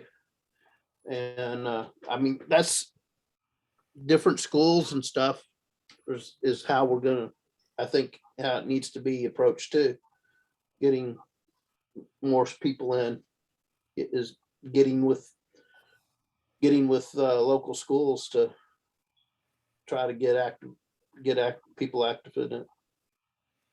Or maybe we should all take up mahjong and forget about square dancing. Mel? Yeah, there was just a couple things. Like when you're talking about the age of the dancers, a lot of that is reflective of what you do as an activity. I know when I started, I was in a military environment. So my age was basically from 18 to 50, because that was the normal average age of the military people. Your singles were all the younger ones, your married couples were all coming in, and everybody else was just trying to pick up chicks. So that went on for about 40 years.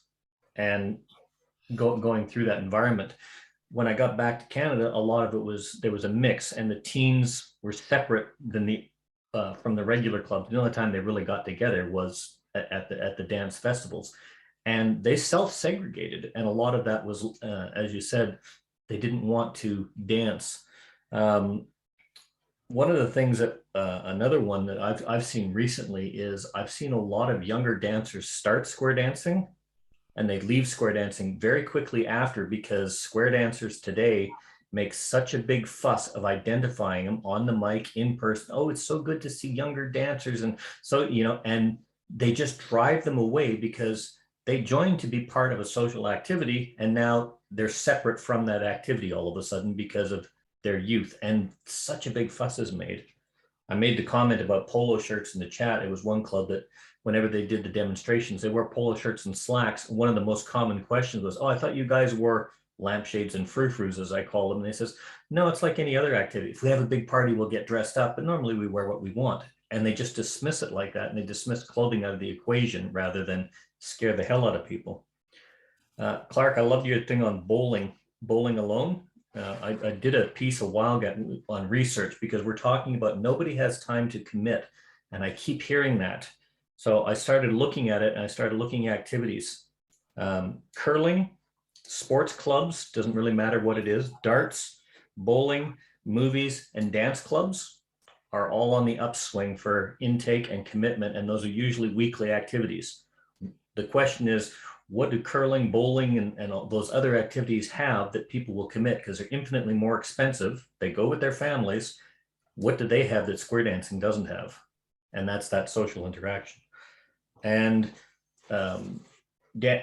Steve, you were reminding me, I used to do a lot of the schools and go in and do like a week, or I'd sometimes take over the entire gym class for a season. One of the big things that I always like to do is at the end of their sessions, you'd have a parents' night, and the schools are very supportive of this.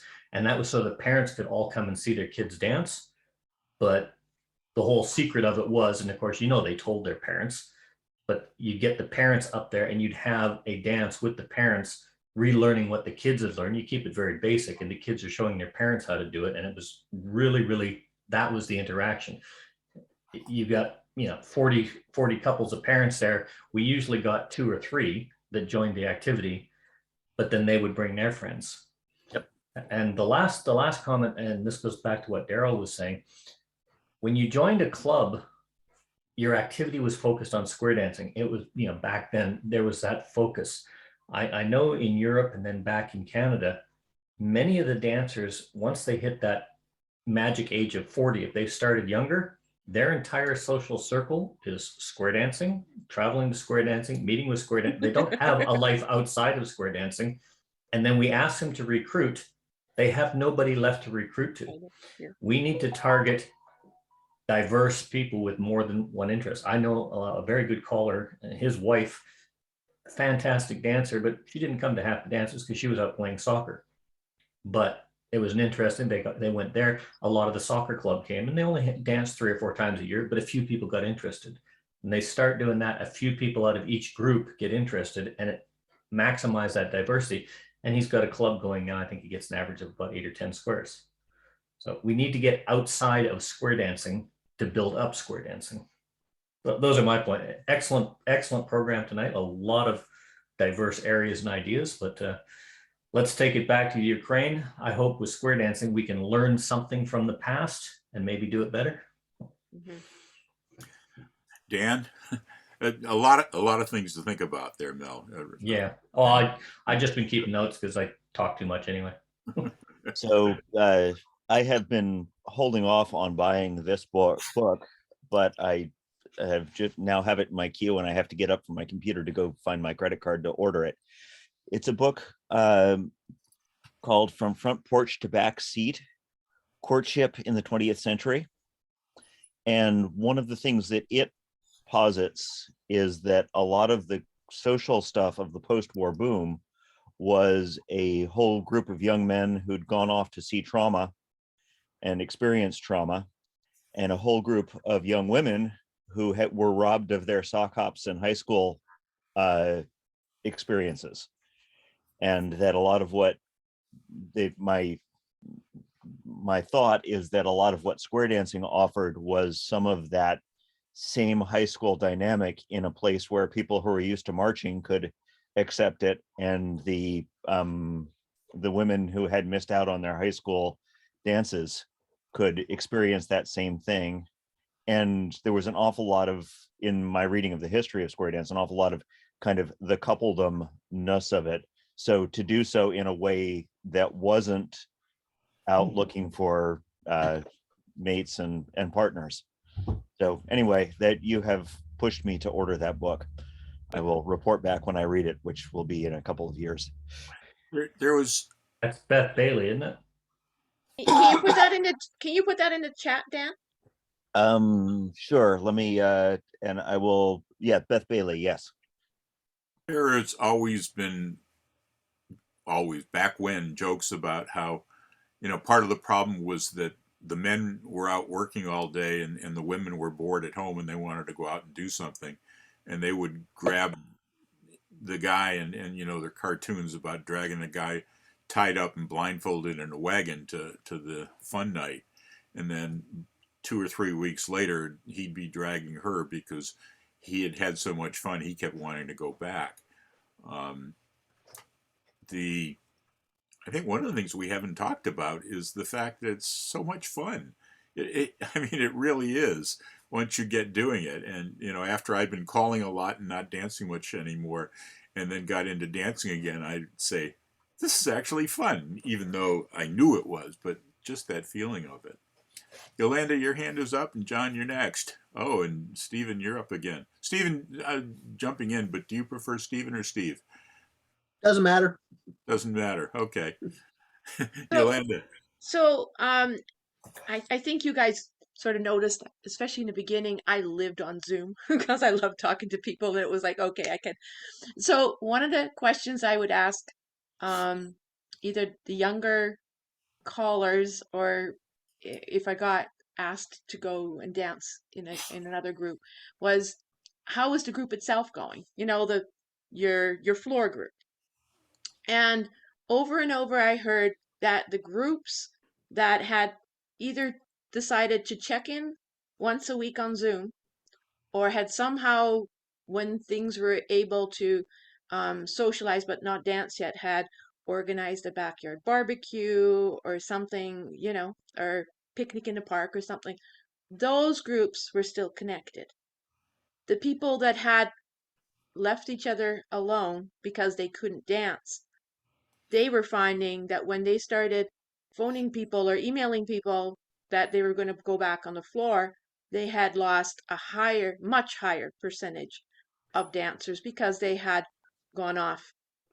So, if square dancing is friendship to music and we don't have that social interaction, we lose dancers. And I'm going back to the 80s. When I was dancing there, it was really normal for dancers to get together on that same evening or on the weekend and stuff, and we'd hang in somebody's backyard. Everybody brought a potluck, and we were friends besides dancing. And if we managed to have a caller and started a square, so be it, right? But I think we really need to focus on the social aspect if you want to retain. Otherwise, you can spend a whole lot of time getting new dancers, teaching them how to call, but you won't keep them if you don't provide the opportunities for them to emotionally connect to the other dancers. I just want to throw in the problem that, as we've said, everybody's different. A very, very good friend of mine and his wife finally got into square dancing many years ago. Really enjoyed it. We're in a large, successful social club. And the club used to get together after every dance at one person's house or another and just socialize afterwards. My friend and his wife dropped out of square dancing because they enjoyed the dancing, but they didn't like the pressure of, if they didn't show up for the social thing afterwards, they got ostracized. It was just too much social. We're all different. We've got to be a place for all of us. John, your hand's been up.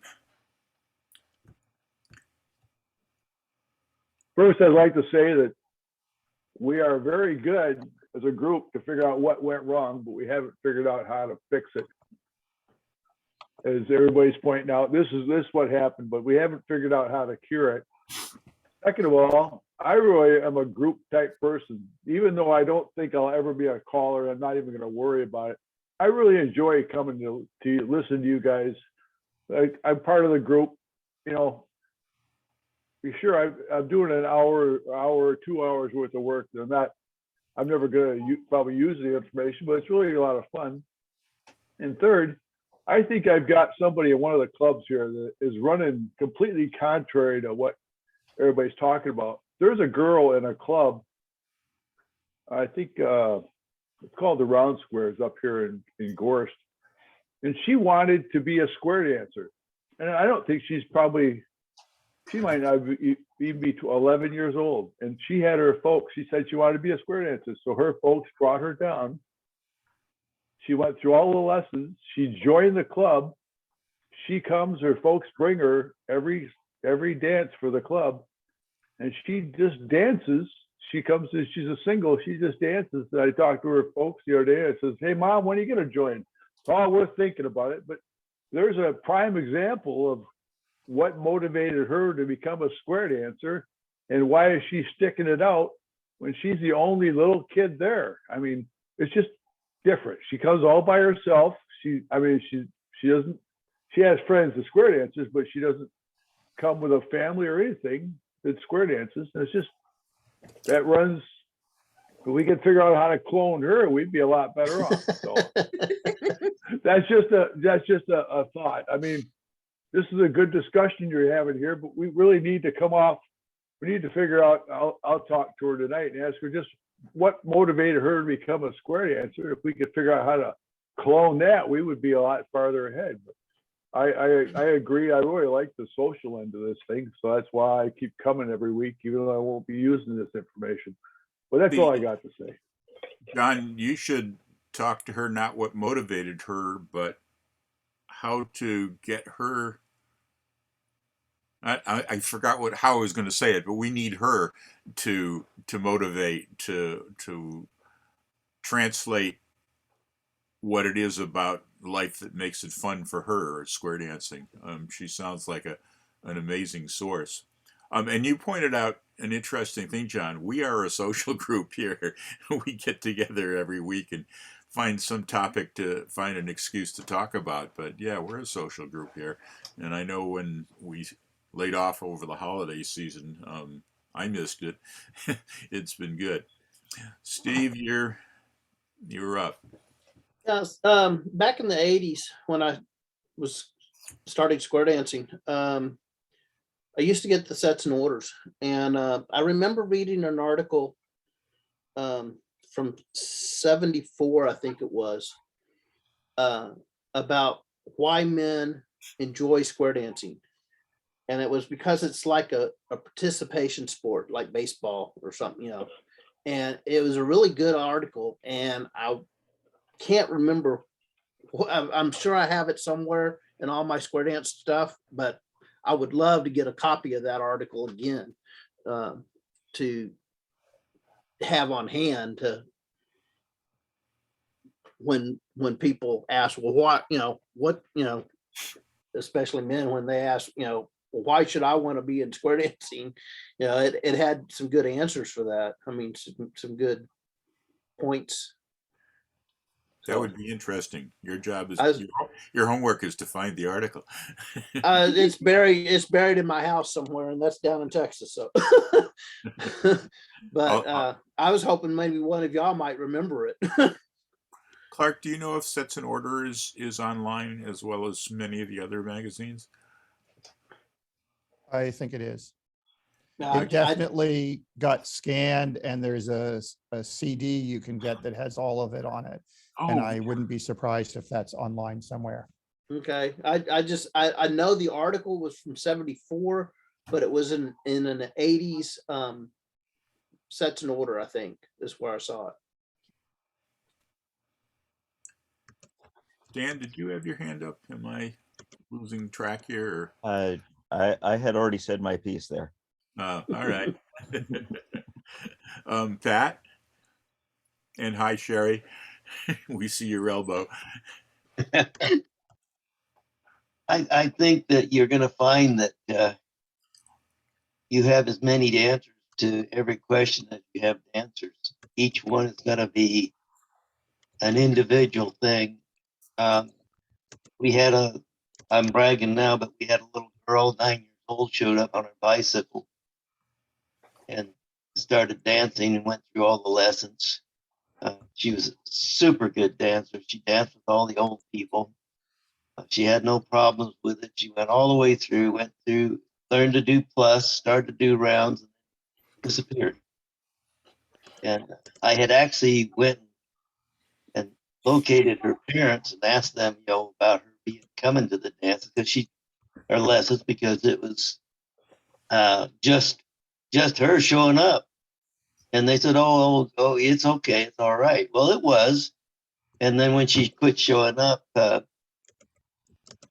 something happened in her life, which we never did figure out what it was. I still see her dad and that occasionally, and ask about her. Now she's in high school, I guess.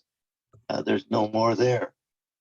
We have a granddaughter who went through all the lessons and went through the dances. She learned a round dance, square dance, plus you name it, she could dance it. She went out and graduated from the 8th grade and went into high school, and that ended our dancing because she became involved in other things, and we started chasing school buses all over the country, I think. Because she was in, what was she in? No, that was forensic. Yeah, that was the other thing. That didn't end it as bad as when our daughter graduated into high school, because that was another story. Same thing, same story. We had to suddenly chase the buses again, and to dances or whatever it was. Anyway, the whole thing is that you're going to find a different answer for every group of people or every individual you talk to, is what motivated them. I got drug into it. The class, our club caller, regular club caller, got drug into it, kicking and screaming, didn't want any part of it. This is the stupidest thing you'd ever heard of. Was that 45 years ago? Something like that. His wife hasn't danced. I don't know that I've ever seen her dance in all the years that we've been with the club. She gave it up for horses and never went back, which is another question. What goes on? What is there any one answer? I don't think so. I think the answer is going to be multiple things. Everybody's just going to have to keep working at it. Hope like heck, that we can keep scrounging up few new dancers and a few new callers, and to keep it going.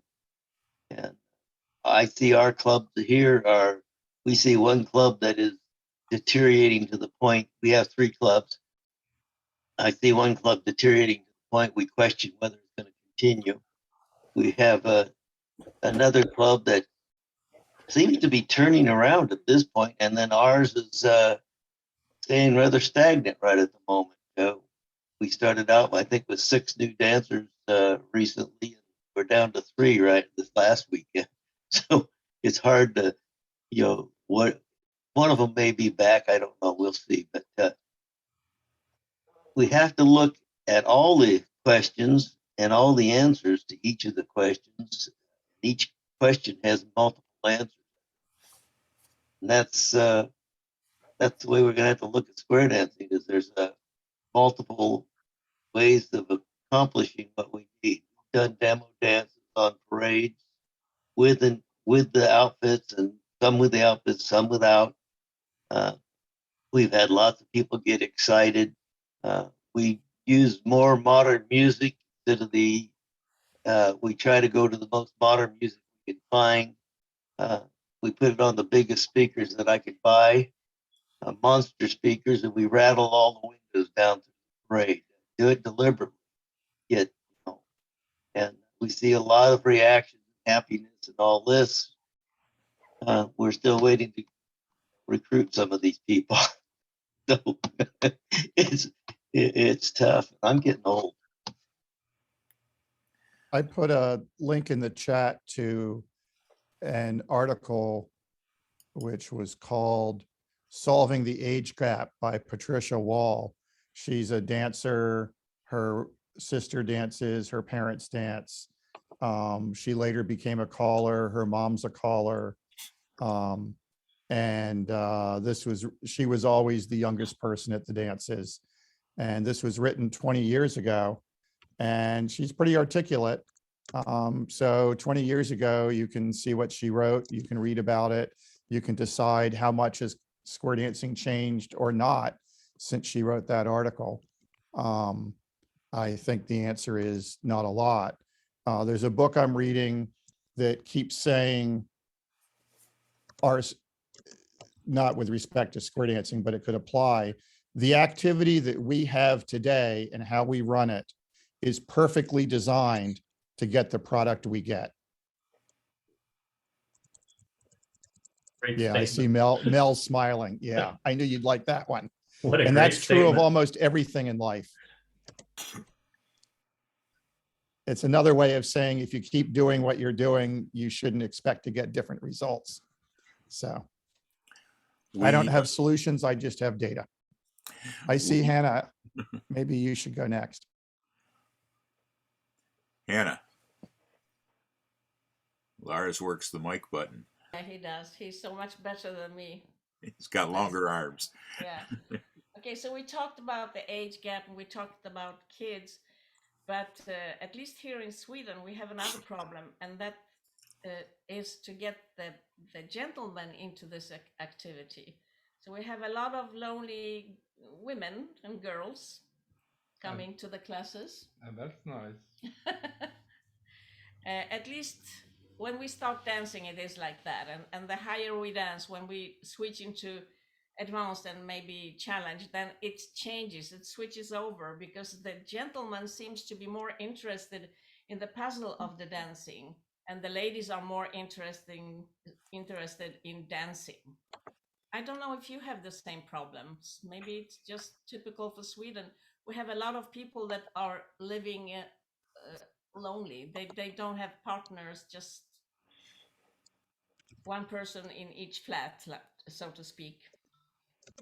Be aware that this problem is also the same in Russia. If you see the pictures from Russian dancers, you hardly ever see any gentlemen dancing. I know 2 out of 10, yeah. 3 or 4 men dancing, square dancing, and I asked my friends how come that the men are not dancing, and this is actually a funny story. She told me that, well, it's not so macho to be square dancing. And then we were going to a room where I was supposed to call, so we had to pass a couple of rooms. And on the way, I saw the gentleman in ballet clothes dancing ballet, and that was macho. But square dancing was not. So I don't know.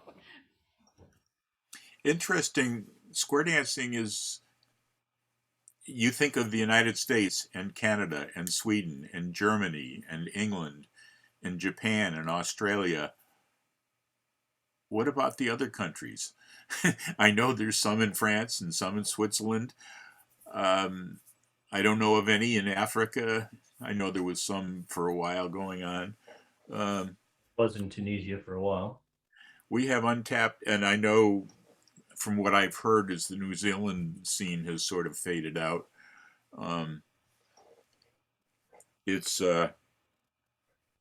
We've got, if we could tap into more of the world, that would be interesting. However, that wouldn't help my local club at all. Well, take it to America, Don. How about blacks? How about Hispanics, etc.?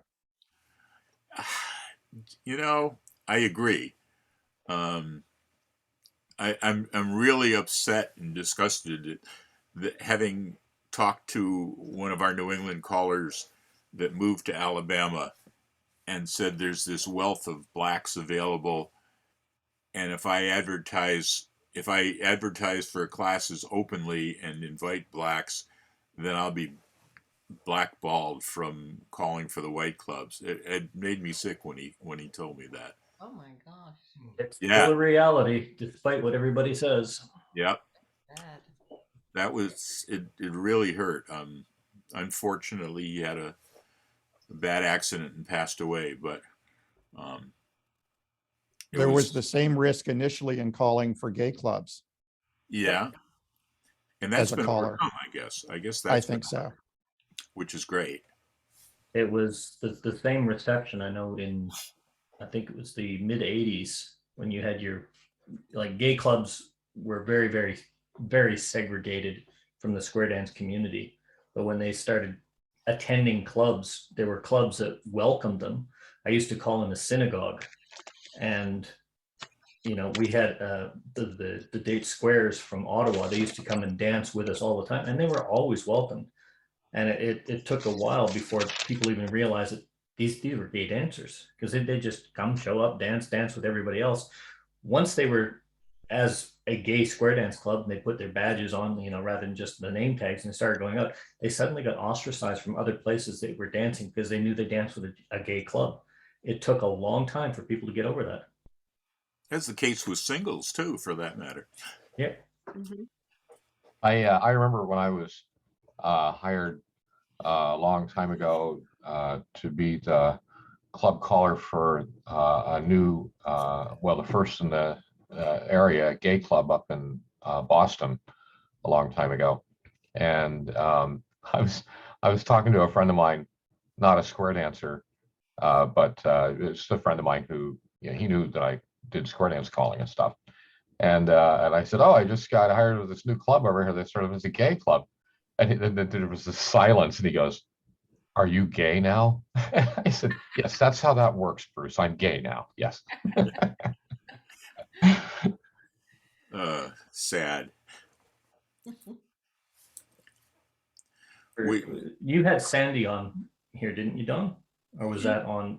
Sandy joined us once or twice, Yeah. but I never got her to present. Yeah. It'd be interesting getting, I can't remember which session it was on, but she gave that perspective, one being black and two being a woman, and all the challenges that were faced by both. It might have been one of the GSI presentations, but it was really worth listening to. I'd love to have that expanded on.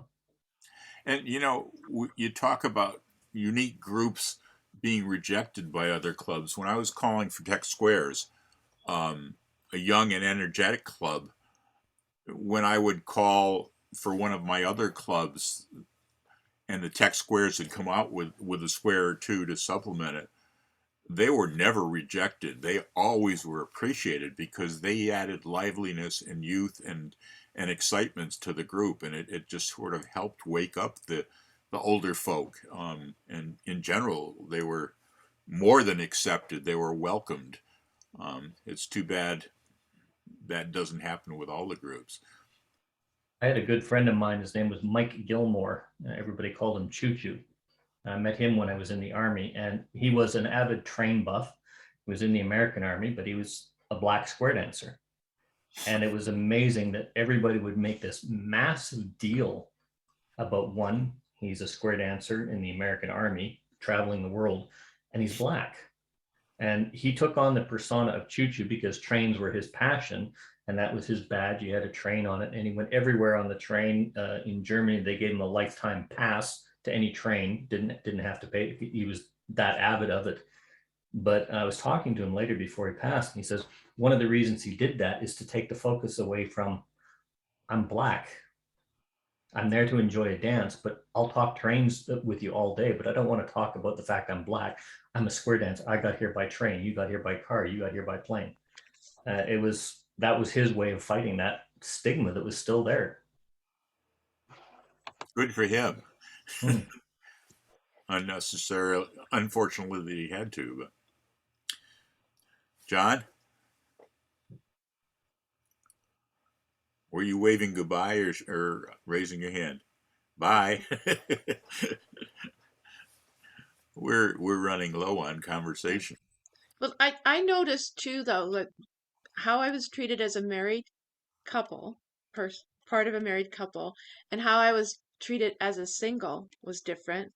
And I was lucky enough to have grown up in a family where on Sundays we would go to my grandmother's house, and there'd be a variety of different people and different languages, different colors.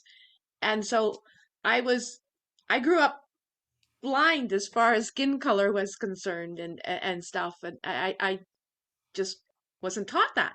So so I thought it was very interesting when I was first exposed to it, that how people would look different at somebody because their skin color. And so once I got into square dancing and started realizing that single people were treated differently and gay people were treated differently, and heaven forbid, transgender is total. I mean, I went to one jamboree and the one person was transgender and their partner wasn't available because of work, and everybody let. I still have a problem with the he she combination. So she was just sitting there and a great round and square dancer, and I danced with this lady, and I had so much commentary afterwards. Why would you dare to dance with this person? And I thought, why would you dare have this person sitting on the sidelines while everybody's dancing? To me, that's not what square dancing is about, right? But I mean, I got so much flack because I had danced with a transgender person. Found that we bring our own biases and our own prejudices with us along that line. The first time I called for a gay square dance club, I was nervous because what am I supposed to say? All four ladies chain, all four, what is that? And it was a real concern for me because I wasn't sure. And it was Larry White, who was the president of the Date Squares at the time. He said, look, that's the name of the call. We know who we are. We know where we're dancing. You're here to call. You wouldn't call like this for any other club, would you? So just call what you call. And he made me relax so much that it was such a great time. But I realized that was what I brought into the club, was my own biases, my own fears, my own prejudices, not theirs. And, it was a good slap in the face to say, get over it. This is your problem. This isn't our problem. Well, it's a reasonable question to ask. I mean, that's the first question I asked when I was approached to call for those clubs. I said, well, do I have to do anything different? Do I need to do anything special? And they said, nope. And I'm like, well, okay then. But I mean, that's a perfectly reasonable question. The only problem I had over there was because they kept switching in the middle of the dance, who was dancing the boy, who was dancing the girl. And I'm going, okay. And you try and resolve, and you go, oh, okay, can you guys not do that? So they set it until I got used to one square that would not switch partners halfway through the dance. I was already used to that from the I wasn't. From the troublemakers at Tech Squares. Yeah, it was. I think it was. Of which I was one. Bob Moffat gave me this. Well, if they're wearing something unique, yeah, that's great. That you can identify. And everybody, they had hats and things on. That's when I found out they switch hats during square dance. You're trying to match that green hat with the green hat. That's where they start. But they've all switched hats halfway through the dance, and you're not watching that. It's hilarious. I haven't really had the opportunity to call for gay clubs, but calling for Tech Squares was close enough. So, Sherry, you have your hand up. Or is it Pat? Well, I know it's Pat, but I thought Sherry looked like she wanted to say something. Go ahead, either of you. She says it to my ear very quietly. What are you going to say now? We danced to it with a square one time, and we were the only straight couple in the square, and it was the most fun. I still remember. And they did exactly what you said. They changed positions constantly, and you had to try and just danced because you didn't know who was coming at you and who was going to be doing what. It was a lot of fun, very memorable. Oh yeah, it was at Color Lab. Okay, Sherry's telling me it was Color Lab. But anyway, I've also danced with a person, and to this day, I don't know what that person was. I mean, I believe they were human. They were a lot of fun. They danced just fine, but yeah, but I mean, there was no telling what gender that was. I mean, it was difficult, but it didn't matter. We just danced. Like somebody told me a few years ago, we're going to dance with them. We're not going home. We're not going to bed with them. We're dancing. And I did sit down and have dinner at one of the Color things twice. I think we sat there with that fella. He was blind, he was black and he was a caller. Interesting combination. And it was one of the few people I got to meet of that was black through square dancing and that. And I was surprised that there isn't more of the a little more international flavor. I've danced with people from Australia. I've danced with people from Japan. I've Germany. Oh yes, Germany. I've danced with probably just about people from everybody. And I did once dance to a caller way back when who was from Japan. I don't think he spoke a word of English other than calling. And it was tough listening to that, understanding that, because I was a new dancer. But go ahead. Dan's got his hand up, but I just want to, we're talking about the problem of singles dancing. Sometimes we ought to have a talk about the problem of the single in particular is the caller's partner. Some clubs really keep the partner busy. Other clubs, she's a single where, you know, I've heard a lot of partners. I used to go to my husband's or wife's dances, and then I stayed home because I just sat there doing nothing and nobody enjoyed it. Yeah, That was one other, make the coffee. That was it. that was one other thing I wanted to touch on. Is we had I think, yeah, he was the president of our club at that point, and he was adamant almost that he wanted to, and he brought it up more than once. He finally brought it up at a club meeting that he wanted to change our club to to couples only dancing. And one of the fellows there, he said, "What about me?" He says, "I'm a single." And everybody looked around, and there was only two couples there there was only two sets of couples there, Jerry and I, and him and his wife. The rest of the club were all single, every one of them. And he shut up. Dan?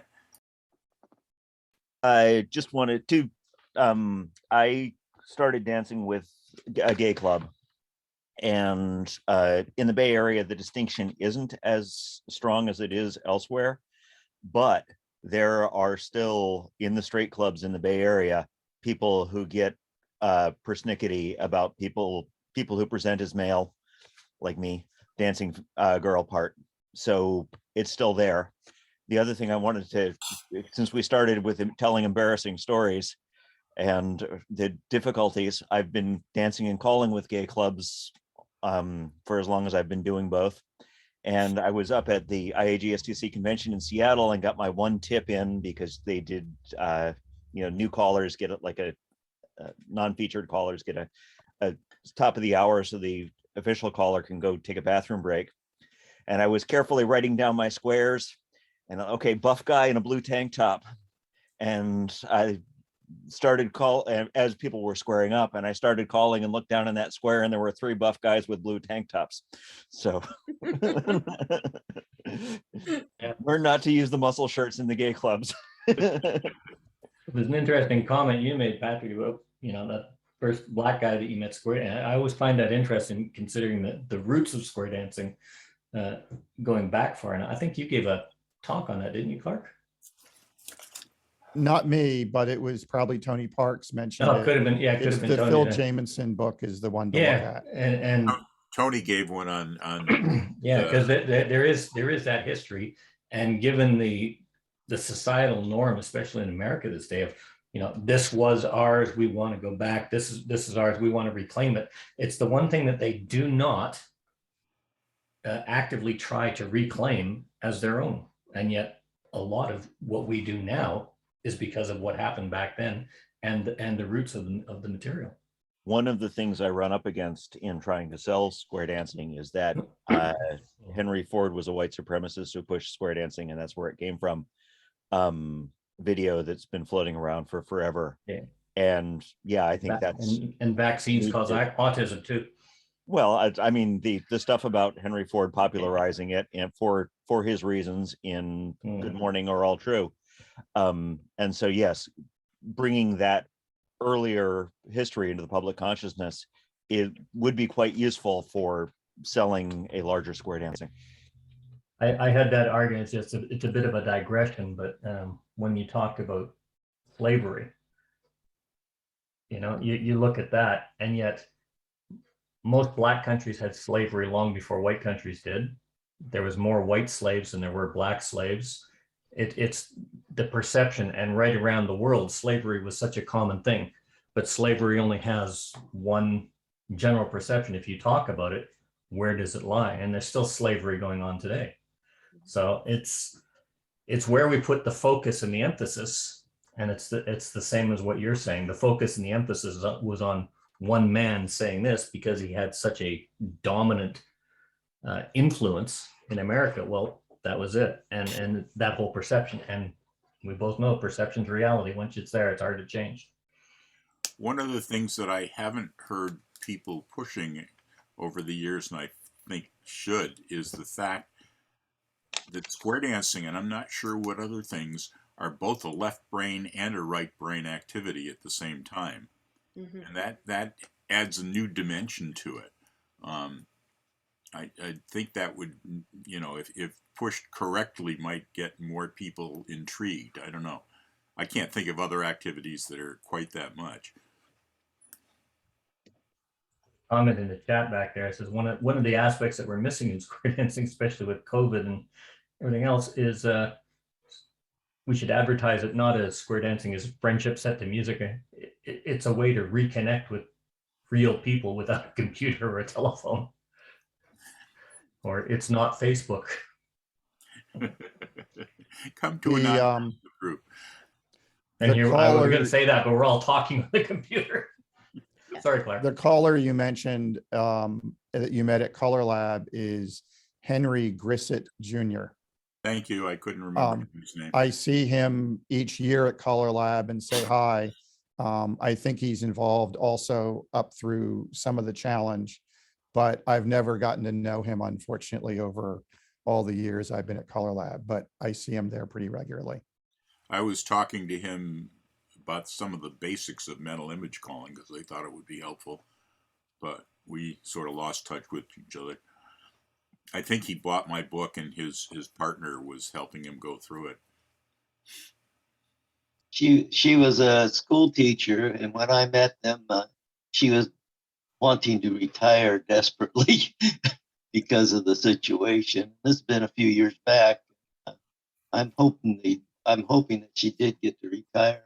I don't think I would want to work in conditions that she was describing, and I think she was being kind when she described it. It was bad. As I recall, they're from the Chicago area. One I was thinking, I think she was L.A. I think LA. Yeah. Yeah. You're probably right. Nice people. Aren't we all? I think, and that's one thing I do like about square dancing is the fact that I don't know that I've run into too many people that I could say that I didn't like.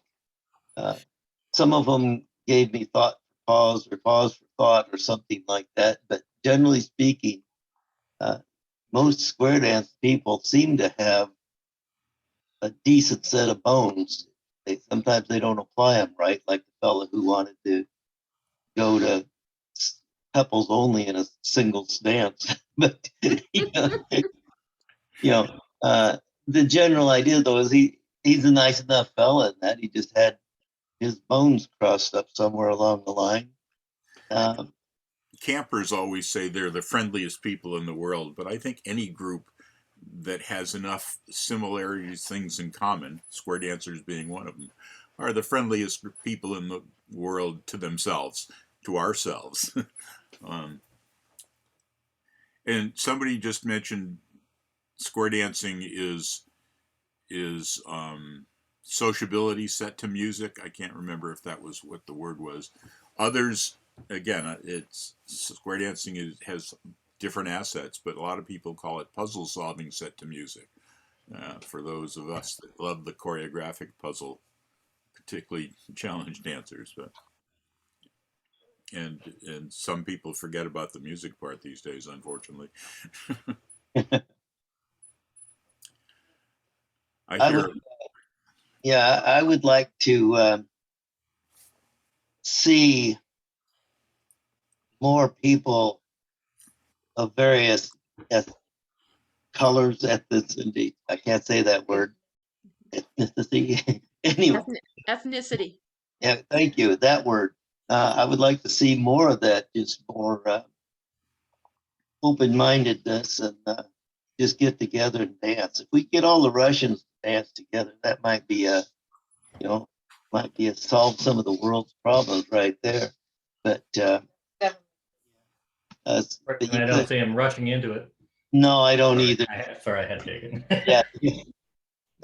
But I grew up just outside of San Francisco, a little town called Brisbane, so I'm kind of familiar with that area down there and the attitudes and the different. It was a different world back when I grew up there, though, 60 years ago or so. But I just wanted to throw that in, so I'm familiar with just about everything you could throw at me from that angle. Oh, Hannah's trying to say something.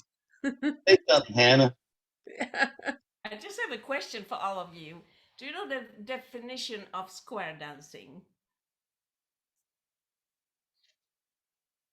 You know, I've heard that question. I've heard that, but I don't remember the answer. Well, it's 8 dancers trying to solve a problem, and the problem is the color. I love that. That's good.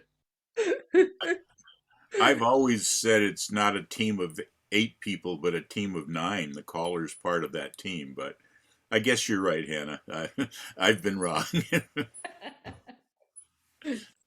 See, so that's why we're doing it. You know, we're really going to improve that way. We have 8 people at least that are helping us grow.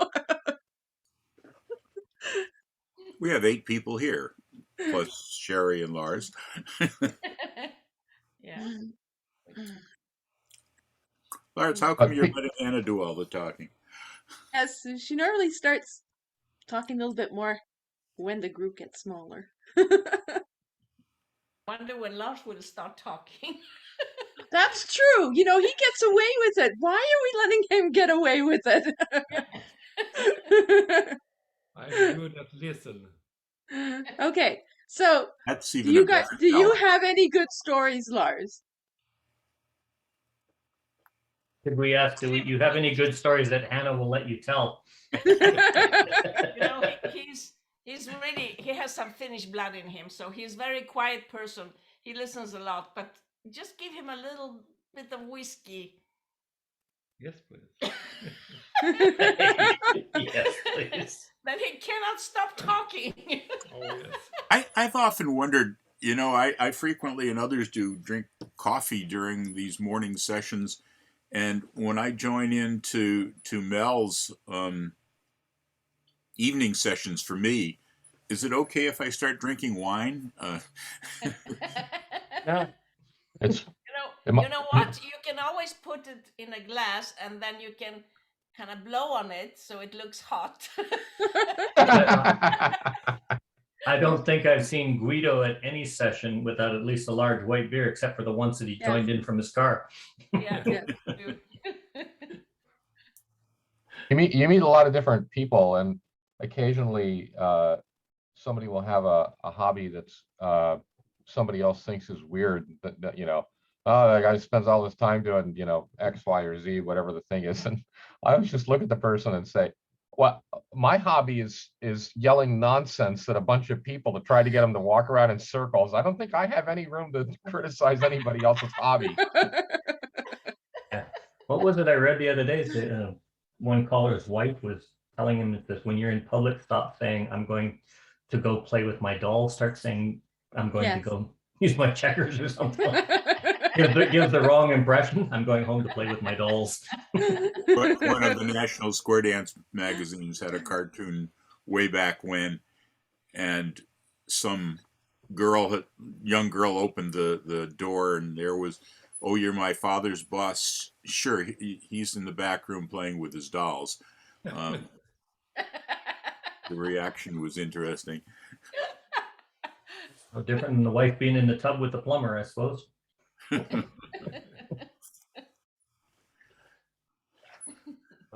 Boy, are we deteriorating. Isn't this fun?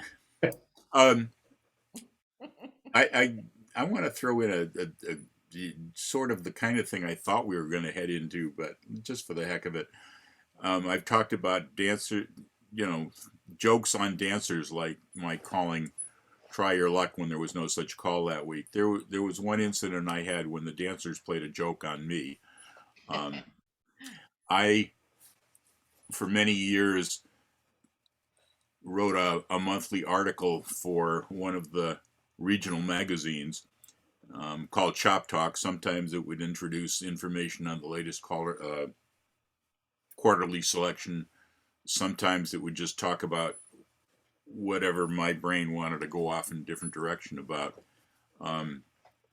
And almost every April, I'd publish an April 1st article. And one April 1st article, April Fool's article, was about how we've decided to get organized so we can tell how good the dancers are. And we'd issue white belts to them when they graduated, and they'd go through different, and when they're really good dancers, they'd get black belts. So you'd know which square to get into and how to bring beginners in and what have you. I was calling it at a local barn that may be well known because Ken Ratusi runs a lot of caller schools there these days. Sturbridge. In Sturbridge, yeah, Hayloft, and the Hayloft Steppers, and it was a pretty full hall. Loved the hall, didn't love the acoustics. That's another story. And I guess it was third or fourth tip. As soon as I put the music down, everybody reached into their pockets and pulled out black belts and put them around their waists right after my article. And I just wasn't quite sure what the right reaction was, but I would just stand there with my jaw hanging out for a while and then proceed to call a tip. But they must have had the organizers, and handed them out at the beginning of the dance when they came in and said, pull these out on the third tip. Some of them probably didn't even know what they were doing it for, but they got me pretty good that time. Goes to show you, Don, that once your name is out there known, doesn't matter what you say, people are going to twig onto it. And anything you say in a public forum is going to come back at you. So you got to be a bit careful. Yeah, one year I was calling down in Connecticut, and during the refreshment break, sitting next to a few of newer dancers, and one of them was talking about my April Fool's article. They'd been suckered into it, and I said, they're about to ask us to do such and such. And I said, if you read that more carefully, it was a tongue-in-cheek. He's, oh, but my sense of humor tends to be weird sometimes. And every year, as I would write the April Fool's article, I would try really hard to make it more and more obvious, but not saying this is an April Fool's article. And every year people would get suckered into it. So finally one year, 6 months away from April, whatever that is, I wrote, April is coming in half a year. This is a reminder that I write April Fool's articles. Don't get suckered into whatever I write. And trying to warn people, I get more and more obvious as I go through the article, but trying to warn them that this is coming. Well, it turns out the lead time for writing for the magazine was probably a month and a half or two. And that particular year, I forgot April was coming, and my April article was not an April Fool's article. Well, I had some ardent followers that couldn't wait to read what I was going to write, and some of them told me, "We're reading it. Oh God, where's he going with this? Oh my God, he's real this week." So the April Fool's was the fact that it wasn't an April Fool's, and some people, anyway. I keep wanting to find some of those articles. They were I think I have them someplace. I wanted to digitize them and write them once in a while, or share them, because I was entertained by them. Clark, do you remember any of those, or was that slightly before your time? I don't think it was. No, I remember them happening, and that got me into trying to, back when Square Dance Callers was a mailing list that was the big thing, as opposed to Facebook or wherever it's morphed into today. I would try to post a good one on SD callers, and then you hooked them if someone angrily replies without thinking, and then that goes out public, and you're like, ooh, we fished in a few today. So, and I honestly don't remember those. I might be able to look those up and just see if I can find a good one. There was obviously one related to Caller Lab and ACA joining together and passing some new rule that we all had to obey. I actually did an April thing 2 years ago on the Square Dance Callers group in Facebook, where I just on April 1st threw in the fact that Caller Lab has decided on one new call to workshop, and it was called Grand Prix, just like Grand Square, except you take 2 steps in turn instead of 3. And then you have 8 beats when you're back home to listen to the callers sing and do a wonderful thing. But it got a few remarks. I love it. That's what the dancers are doing when they do the Grand Square. Exactly. And sometimes when I really wanted them to dance, Hannah, I would say, remember, this is a Grand Square, not a Grand Prix. If you get home first, you're not winning, you're not a winner, you're a loser, but that's when I get a little too sarcastic. It's not the right thing to do. Yeah, I think that Grand Tour should have much more spot in the light than it has. I love the fact that you've resurrected it. I love the call. It's beautiful. Okay, ready for one or two? Go for it. It's April, people. Yeah. This is from 2005. The Committee on Old Dancers met at the recent convention and had several recommendations. With square dancers getting on in years, they recommended that we adjust the timing charts. From now on, calls that take 4 beats or less will take an extra 2 beats. All other calls will take an extra 4 beats. In addition, callers are required to estimate the average age of the dancers on the floor and play the music 2 beats per minute slower than usual for each decade above 50 that you have. The committee's final action was to banish all the armpit moves, star through, dive through, box to nat, and California twirl. They are glad that curly Q is gone and want the rest to be retired to the same home. The Committee on Old Callers only had one recommendation. Callers in Europe are to be allowed a bathroom break at least once every 45 minutes at the microphone.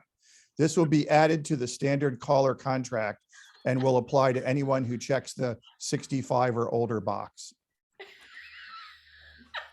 That's funny. Very good.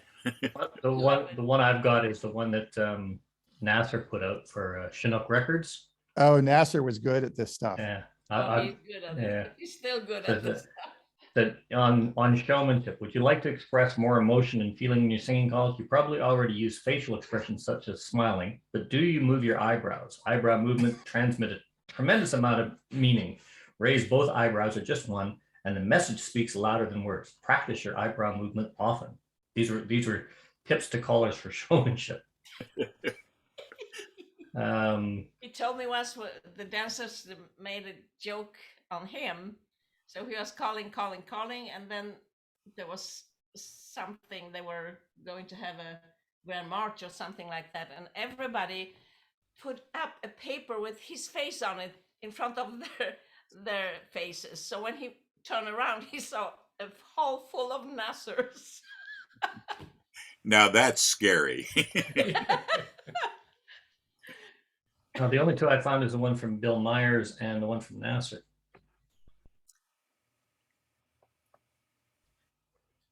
Oh. Clark, did you?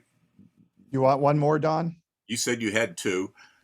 Oh, yeah, I probably have four, but this is apropos of the Don and I and others attended the David Millstone history of square dancing. It was in 3 sessions, and the last session was from about 1950 on, and spoke a lot about traditional squares and modern Western, et cetera. And that'll be available on the CDSS website in YouTube pretty soon. I recommend all 3 of those videos. This is April 1st, 2006. Modern and traditional squares reunite. At its upcoming convention, the Modern Traditional Dance Committee expects to pass a resolution reuniting modern and traditional square dancing. The 2 activities parted ways around 1950, and previous efforts to reunite them have failed. Fortunately, with changing times, both halves need each other. Modern squares have focused on complexity and forgotten what it means to dance. Their numbers are down and their population is aging. An influx of energetic dancers who remember all the old moves is just what they need. Traditional squares have become more than a little routine. The dancers know the songs by heart and often sing along with the caller. If it weren't for the strict phrasing of the music, many would anticipate the next call. The dancers who are bored with the same old routines want something more. The solution is to combine the 2 groups. By pairing Relay the Deucey and Track 2 with Birdie in the Cage and Butterfly Whirl, dancers will have the best of both worlds. There will be a phase-in period for both groups. April will be Relay the Deucey month for the traditional dancers. At the same time, the modern dancers will workshop long lines go forward and back, taking 8 beats and starting on beat 1. May will feature Track 2 and 16-count partner swings. Further information can be found on the Modern Traditional Dance Committee website, or you can pick up a flyer at any of the usual dancers. And one guy replied, "What is the website? Google didn't tell me." And Al Brozak, a traditional caller, said, "Clark, you got me. I believed it all for at least 5 minutes until I remembered today's date." Cal Campbell said, "April Fool, very good. Unfortunately, there's a lot of truth in what you say." He would. And Jim Mayo said, "I'm not as sure as Clark that the motion will pass, but I will certainly be there to cast my vote in favor." So, yeah. Bill Meyer wrote on and another one of those. It's probably more true than false. He wrote about the concept of anything and the one he had was anything in breakdown. I don't know if you've read that or not. But he says breakdown works well with all levels, but especially satisfying at the higher levels, such as Relay the Deucey and breakdown, Motivate and breakdown, or Cast a Shadow and breakdown. The real skill of square dancing comes into the effectiveness movement. Some dancers find it a little difficult to master, but with practice, it comes naturally. There is, of course, the right and the wrong way to break down. The more skillful, experienced dancer will master these in a very short time. Of course, the only way to break down properly is to follow the 3 rules. 1, move completely out of position, usually to someone's spot that's already occupied. 2, refuse to take anyone's hand or offer help. If grabbed, take the grabber with you because it's infinitely more satisfying to dance assisting another to break down. And 3, look from side to side with glassy eyes staring at nothing while turning in a small circle, constantly shifting direction. Now, while this may sound difficult, it usually takes minimal effort and time to master. If you practice and develop these skills, I'm sure you will realize that anything in breakdown is a fulfilling, rewarding, and totally enjoyable concept that can be applied at any dance that you attend, be it club nights, special events, or festivals. Perfect. That makes me wonder about Bill Peters' note service, which was called Choreo Breakdown. Choreo Breakdown, yeah. Yeah. But those were the only 2 articles that I found. I was looking for yours though. I know I've read them, but I couldn't find them. I'll have to find some. We've got some good programs coming in April.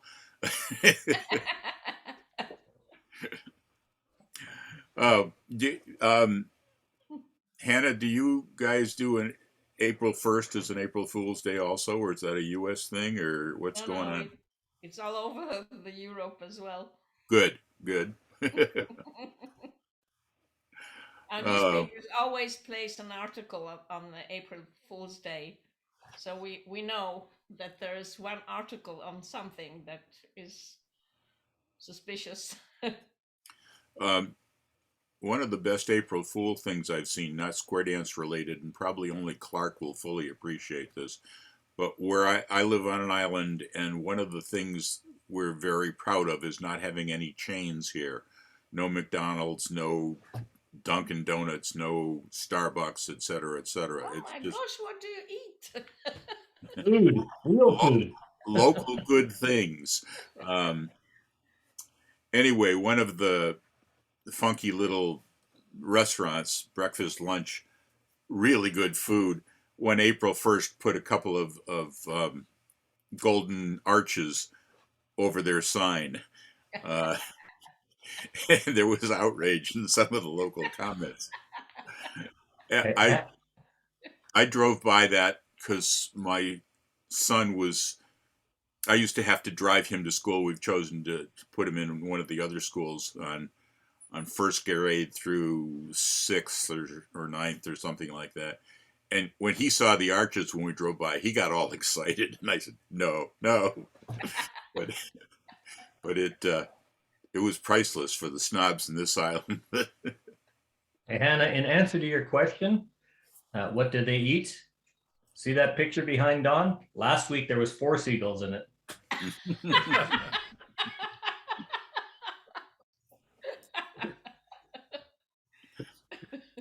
Okay. You should see my blog on seagull recipes, but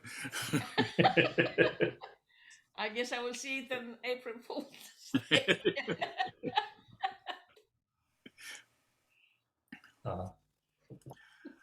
I once again hearing a very loud silence, and maybe it's time for us to let the grinning muscles on our face relax a little bit. Yeah, my mom needs tech support help. You know, it wasn't until you actually stood up there, Dan, because you could see that little ripple, but early on in the session, you could see that little ripple behind. I was trying to figure out, I says, is that a natural scene? And then you stood up and you could see it was a sheet. I went, oh, okay. Yeah. Dan has a non-virtual virtual background or non-digital virtual background. Gentlemen, ladies. See you guys later. We will see you soon again. Cheers. Thanks for See you at Mel's. Thanks Bye. for the energy. Thank you so much. Bye.